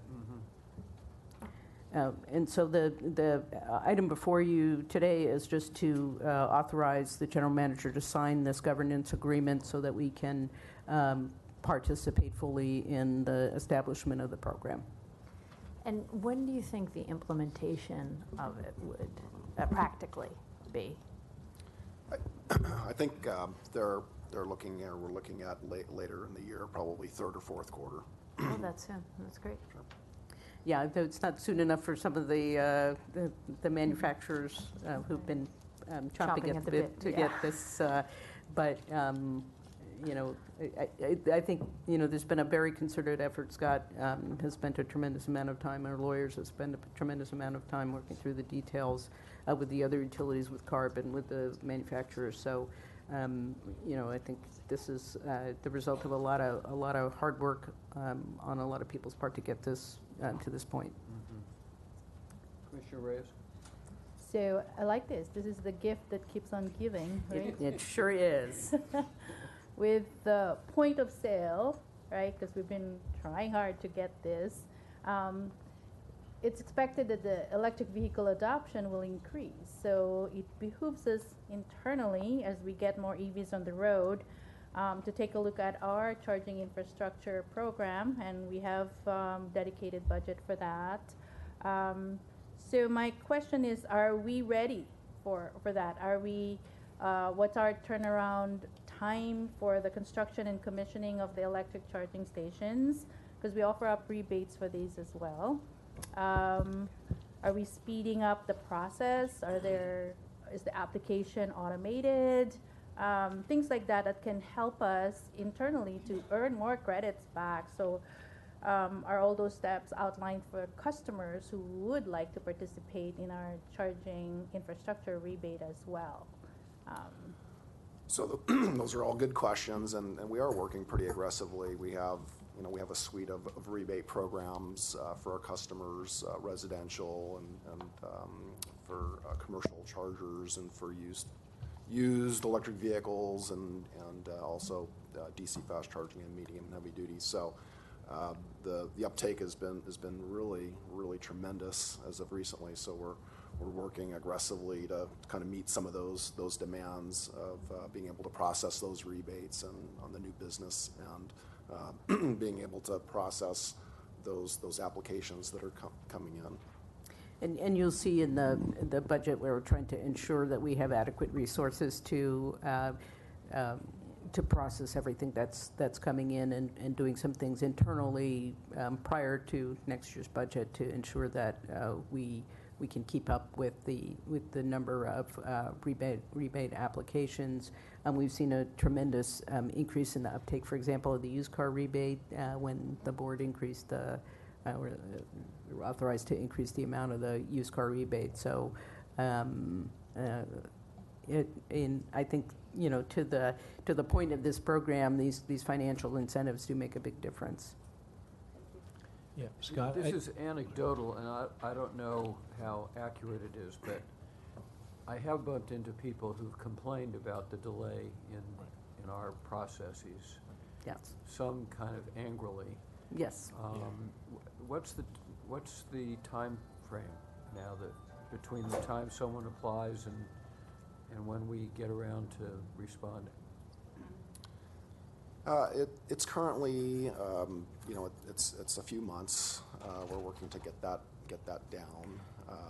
There are other rebate programs, not ours, but with the state, that also have turnaround times. They can typically be three months or longer. So I know that customers do get a little bit anxious when the time is that long. So we are working to get that response time down.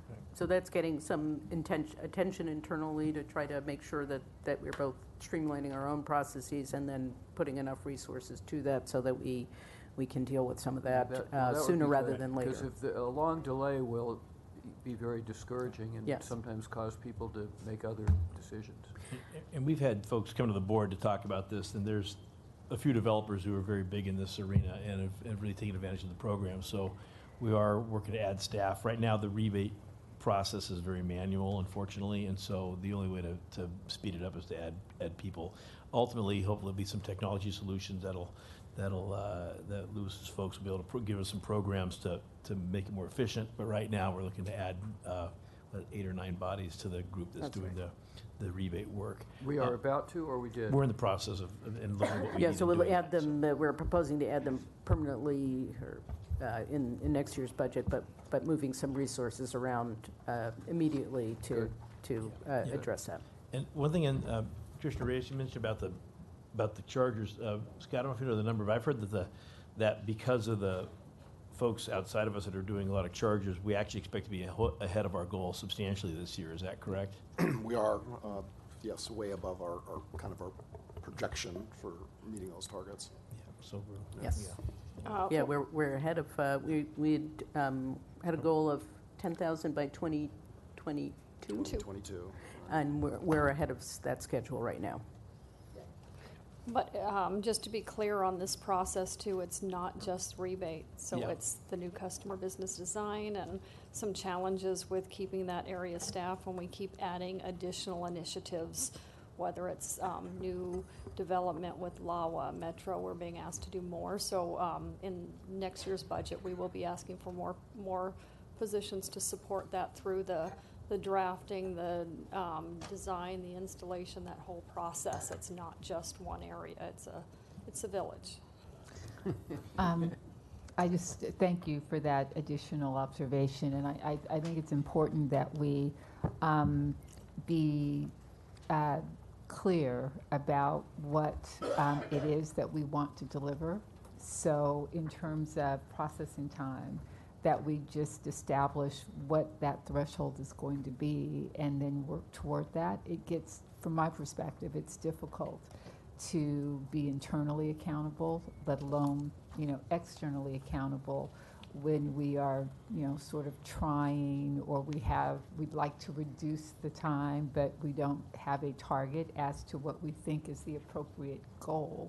And it's just really important as we continue to make commitments to the public around behavior that we want to incentivize, that not just be something that we're talking about, but that we are living up to our end so that we're considered reliable and accountable. So as we look at the budget and other, sort of thinking that will be going into how we actually administer these programs, I'll be looking for, from an end user perspective, some pretty specific, targets as it relates to, these amount of resources will allow us to process X, Y, and Z, or implement this kind of a program within these specific guidelines, so that we can then measure that and determine, are we on track? Are we actually delivering what we said?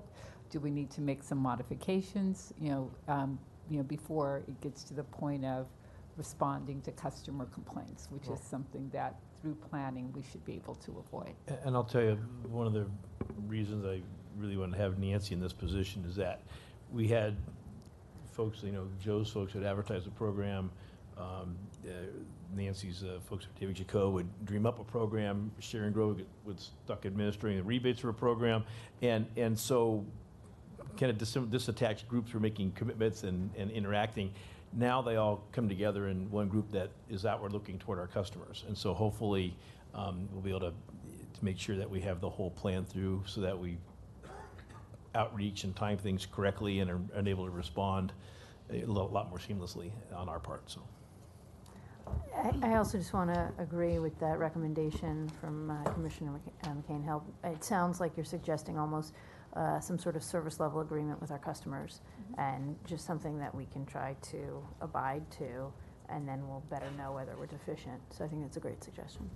And just for some more information, our turnaround time when they come into service planning is 21 days, and we've had a 349% uptick in activity in that area. So when we established the EV program initially, we funded that with, I believe it was 17 FTEs. And when Nancy talks about that 10,000 by 2022 with the Green New Deal and other efforts locally, we've upped that to 28,000 by 2028. And that program, that 17, was to ramp up to start the program. And now we need to continue funding the positions to allow for that full 28,000 that we're projecting and as a goal. Get more credits. Okay, will do. Is there a motion? Second, those in favor? Aye. Aye. It's unanimously approved. Thank you very much. Thank you. Very nice Nancy might work. stay there, I think. Yes, I'm staying here for 19. Right, 19. Do you want to ask questions or do you want a presentation? Ask question. Okay. questions to be asked? Thank you. Really, my questions stem from what appears to be the need to go outside for contracting, for support in this position in Washington. And in the evaluation materials, it indicated the alternative was looking inside. But there is one other alternative, which is to hire externally for that position to be full-time. And I suspect that that is a challenge. And I wanted to first ask about your exploration of that. Yeah, so our options, I believe GWP in the past has had a person in DC.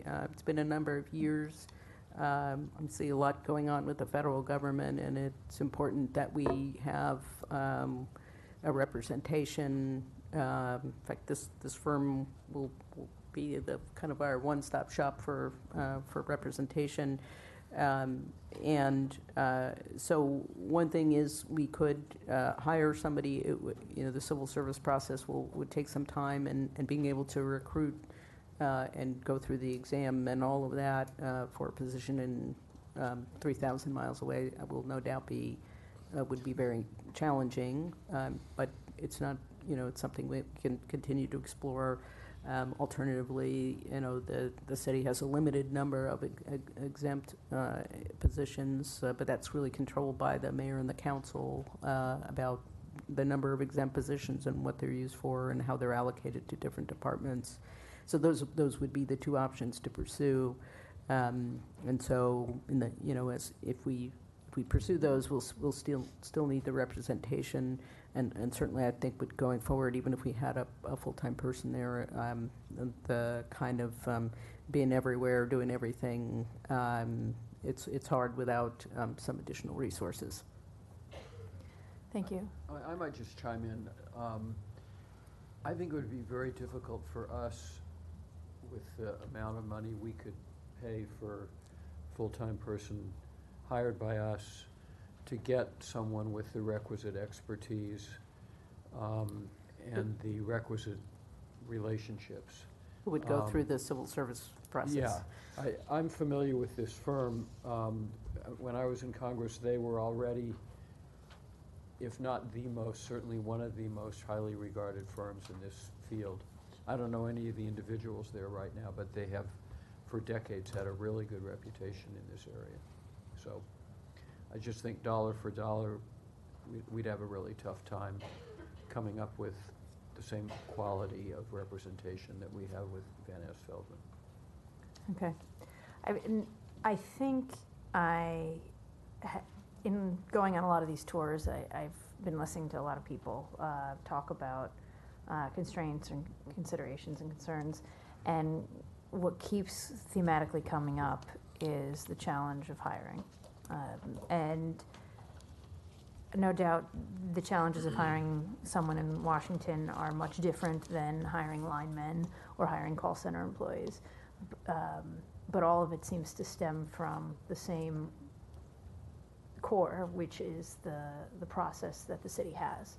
And so I would like to request, one, a presentation to the board at a future date that will first talk about the process generally, as well as the exemption process and how those have been allocated in the past and the requests been made for those, and then what bottlenecks we currently perceive and what suggestions we might have to the city as the pace of growth and the volume of activity. If we've heard nothing today, including from the gentleman who started with the open commentary, we've heard that there's a lot to get done and not enough bodies, and that can't be the limitation. And frankly, it would be the limitation on the growth of the city, so I think the mayor should be just as supportive. These are definitely ongoing structural issues. Yeah. And it is worth finding sort of looking at it in a broad sweep. I don't think in this particular matter anything we might do would change Correct. the outcome for Correct. for this particular thing. But more broadly, Yeah. You can talk to the ratepayer advocate who has been sharing his frustration with us for years, not only in hiring but in compensation. And so much of it is tied to our being a part of the city and being kind of stuck with that context. I'm not sure there's a way around it, but it would certainly be worth focusing on whether there is. Yeah. Take it a step further, and there was an effort to pass a charter amendment that would address some of these issues, and it was smacked down. Well, the smackdown is overstated. It was slightly defeated. No, and it wasn't adequately supported. I was told at the last minute, actually by the county clerk at the last minute, that it had to pass by 67%, not 50%. Oh, then it was smacked down. Yeah. I never knew that. I didn't know it until after the fact. I didn't know that until you just mentioned it. Well, things are not going to get easier, so it's worth taking a revisit. And I agree with you fully that I don't think that changes here. We do need a federal sport. Van Ness Feldman seems qualified. Yeah. There's a relationship existing. Absolutely, we should proceed with that one. So if we want to move to motion that's fine. But I think a broader discussion needs to really be resurfaced here, and we need to make some traction. And I think there are a lot of creative ideas that many of the teams have. I mean, speaking with Reiko's team, they had a whole bunch of great ideas around veterans. Who can't support? I'm married to one, so who can't support that? It's a great thing to advance. We'd be happy to put a report together. I'll also report on the efforts that we have going on now in terms of outreach and trying to build a labor force. So. And I just want to underscore, I think, Commissioner Neiman Brady's overall perspective around identifying those things that will be critical to our success. I mean, it's very much like the look at how we get from here to there with respect to the in-basin generation facilities down at Scattergood, Haynes, et cetera.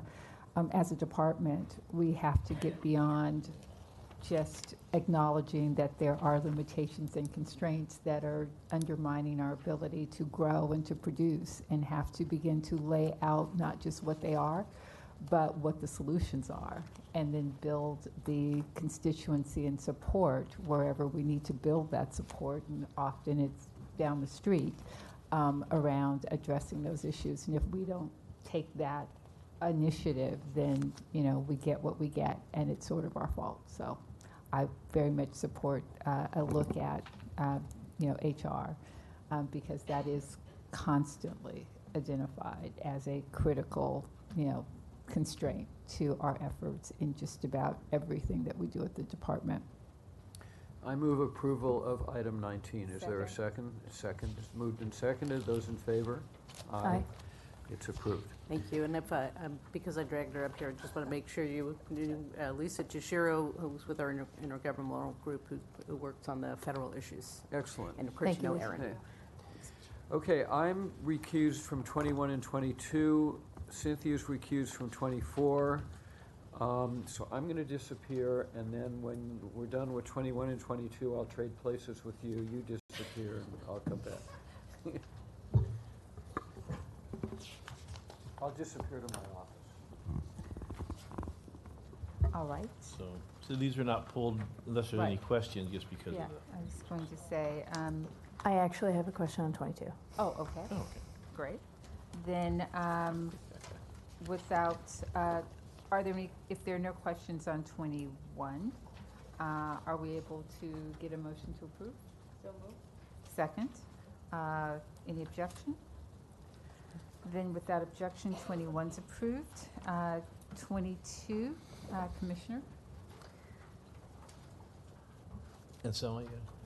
Are you gonna? Yes, Commissioner, if you have a question. Actually, we have Michelle Lyman for the City Attorney's Office, as well as Russell Manukian, who's Director of Water Quality, that can answer those questions. I think Michelle gets Down here.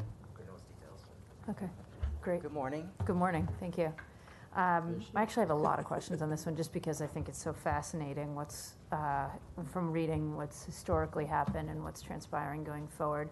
The scale and the magnitude of the solution is much bigger than what's been done in the past. I think in the past it was 1,900 acre feet, and now you're moving to 8,500 and up to potentially 15,000. And so with that kind of scale, I wanted to better understand the links to the system. Now there's going to be a greater energy intensity of that treatment, no doubt, and then the treatment facilities probably need to expand. So I wanted to just better understand, the footprint that will be given to Honeywell to do all of this, and how does that potentially impact our other operations? Is there distribution lines to connect with their? This is now potentially a great new local water resource. So how will we be measuring water quality in a real-time basis? So there's a lot here that's exciting and great to the city, and I just wanted to understand that. So is there actually a presentation on this item? There is. It's rather brief, Okay. and then we can help to answer your questions. And one of the reasons is that the Honeywell settlement has already happened. Yeah. And so this is the actual lease of the land to them to accomplish that. So. Yeah, so this presentation focuses more on the 50-year license agreement that is needed in order for Honeywell to be able to build the facilities and install them and run them. Certainly, as part of that, we can add a little more to talk about the questions that you had regarding operational issues and integration into our system itself. So, yes. So I can walk you through this little PowerPoint presentation. I intentionally tried to keep it short, and we can fill in the details with your questions. And I'm also going to give you some details verbally here. So as this cover page says, the request to you is to approve a 50-year license agreement between LADWP and Honeywell. And for those who have not met me, I'm Deputy City Attorney Michelle Lyman, and I've had the privilege of representing DWP on these matters collectively for about 10 years. So these two agreements are the culmination of 10 years of work. I've worked with various heads, now Raz Manukian of your Water Quality Division, and it's been a huge team effort, and you can be very, very proud of your water system leadership team and your staff, and especially the folks at Water Quality. I wanted to say that right up front. In November of this year, this board approved the underlying agreement, we'll call it the big agreement, between LADWP and Honeywell. And that agreement, in a nutshell, will require Honeywell to build a groundwater treatment facility at LADWP's Lancashire Yard. That Lancashire Yard has already been used for what US EPA calls the first interim remedy. So that land is already slated for use as a groundwater remediation facility. So that's the primary parcel involved in this 50-year lease. And there are other parcels as well that we will tell you about. But pursuant to this agreement, it settles all of LADWP's claims against Honeywell for contamination that historically occurred at something called the Bendix facility, which is a predecessor of Honeywell. And this is dating back to World War II and post-World War II era industrial manufacturing, aerospace, and automotive. And during the processes, and this was unfortunately not uncommon, especially out in the valley, during the industrial processes, for folks to either be sloppy with hazardous substances or just outright intentionally throw them out, or not understanding the ramifications of these contaminants migrating through the soil into the groundwater supply. But that is in fact what has happened, not just at Bendix, but over and over and over again at these historical industrial facilities. Well, Honeywell, being the basically the successor to Bendix, has taken legal responsibility for this and is in fact legally responsible for the contamination at the Bendix site, and has been subject to EPA orders since the 80s when the contamination was discovered to start cleaning up. And that first interim remedy was quite a small remedy, as you pointed out, Commissioner Brady. It was about 1,900 acre feet a year, and the intent was to try to, one, control the contaminant plume from migrating even further downstream, and also as an end use to provide DWP with that amount of treated water. And in comparison to DWP's total production out there, I mean, no pun intended, but it was like a drop in the bucket.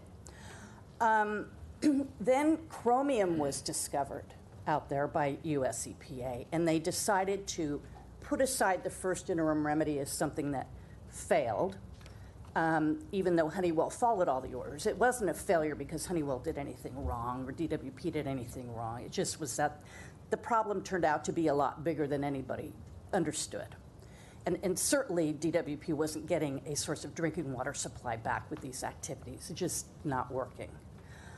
So the second interim remedy contemplated 4,900 acre-feet total. US EPA was going to order Honeywell and Lockheed Martin, we have a separate settlement done with Lockheed Martin, order them combined to produce 4,900 acre-feet of treated water and give it to DWP.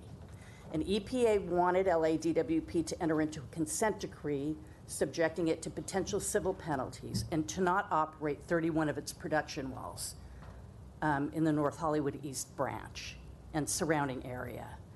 The city attorney's office advised DWP, and of course Marty Adams and Jim McDaniel at the time were in agreement that that is simply unacceptable. DWP here is the victim, if you will, of this contamination and didn't want to be treated like a polluter and join an EPA enforceable consent decree, and that the amount of water would not be sufficient to cover the damage done to LADWP's water rights. And DWP also didn't think that that pumping was sufficient, again, to control the groundwater plume from continuing to migrate.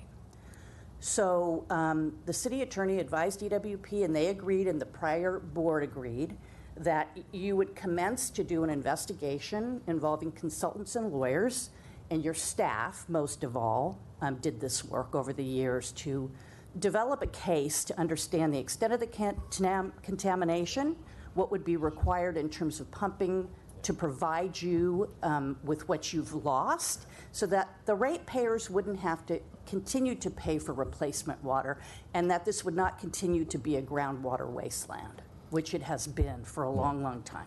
I hate to interrupt. The background go on for a long time because this is 10 years worth of works, but we need to get back to what we're looking at here. Okay, I'll get back to the board item. Sorry, Marty.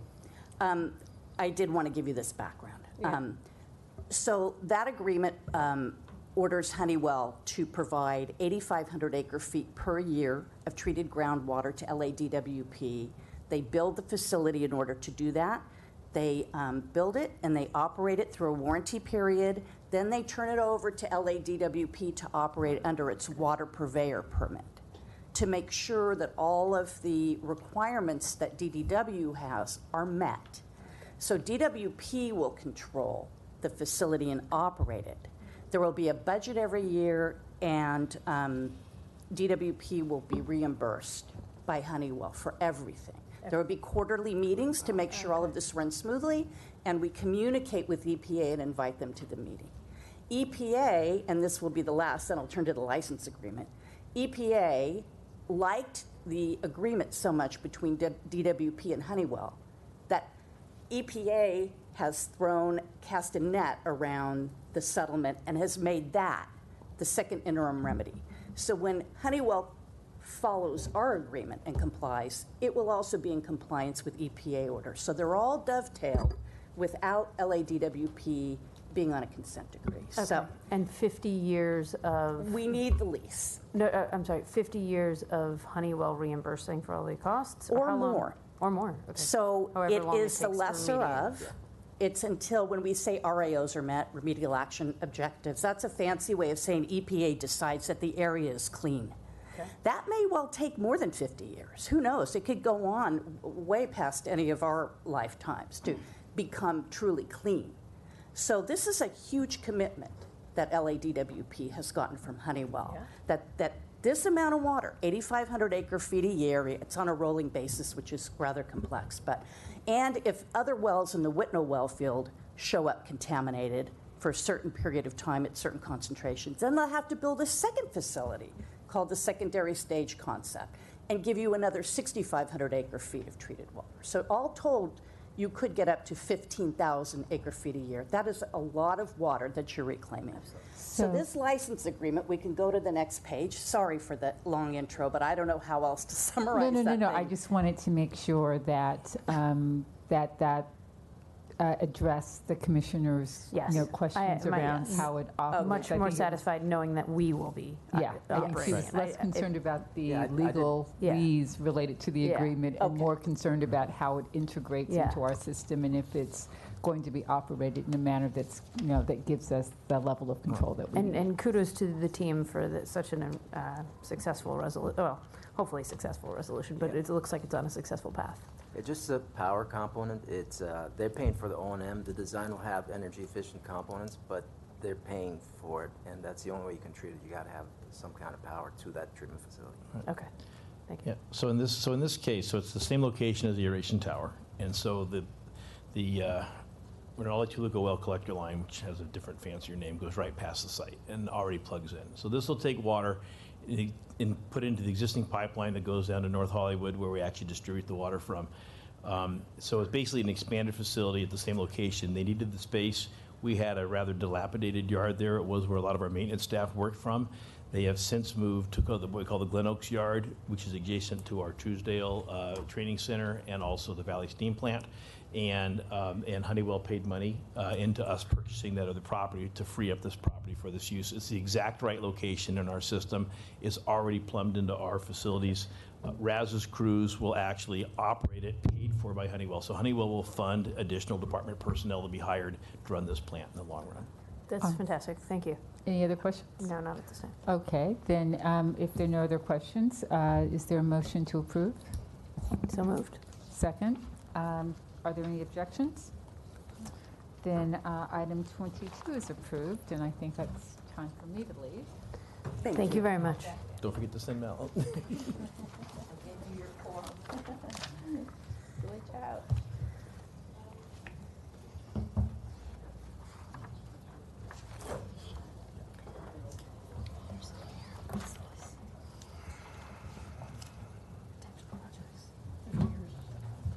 Well, I left my agenda somewhere, but I think this is it correct that for appointment to the retirement board requires board approval? Correct, that is a board action. Okay, so I move that the board appoint as our representative to the retirement board, Cynthia McLean Hill. Is there a second? Second. Those in favor? Aye. She's appointed. Council? And not even here to defend herself. That's what happens when you leave the room.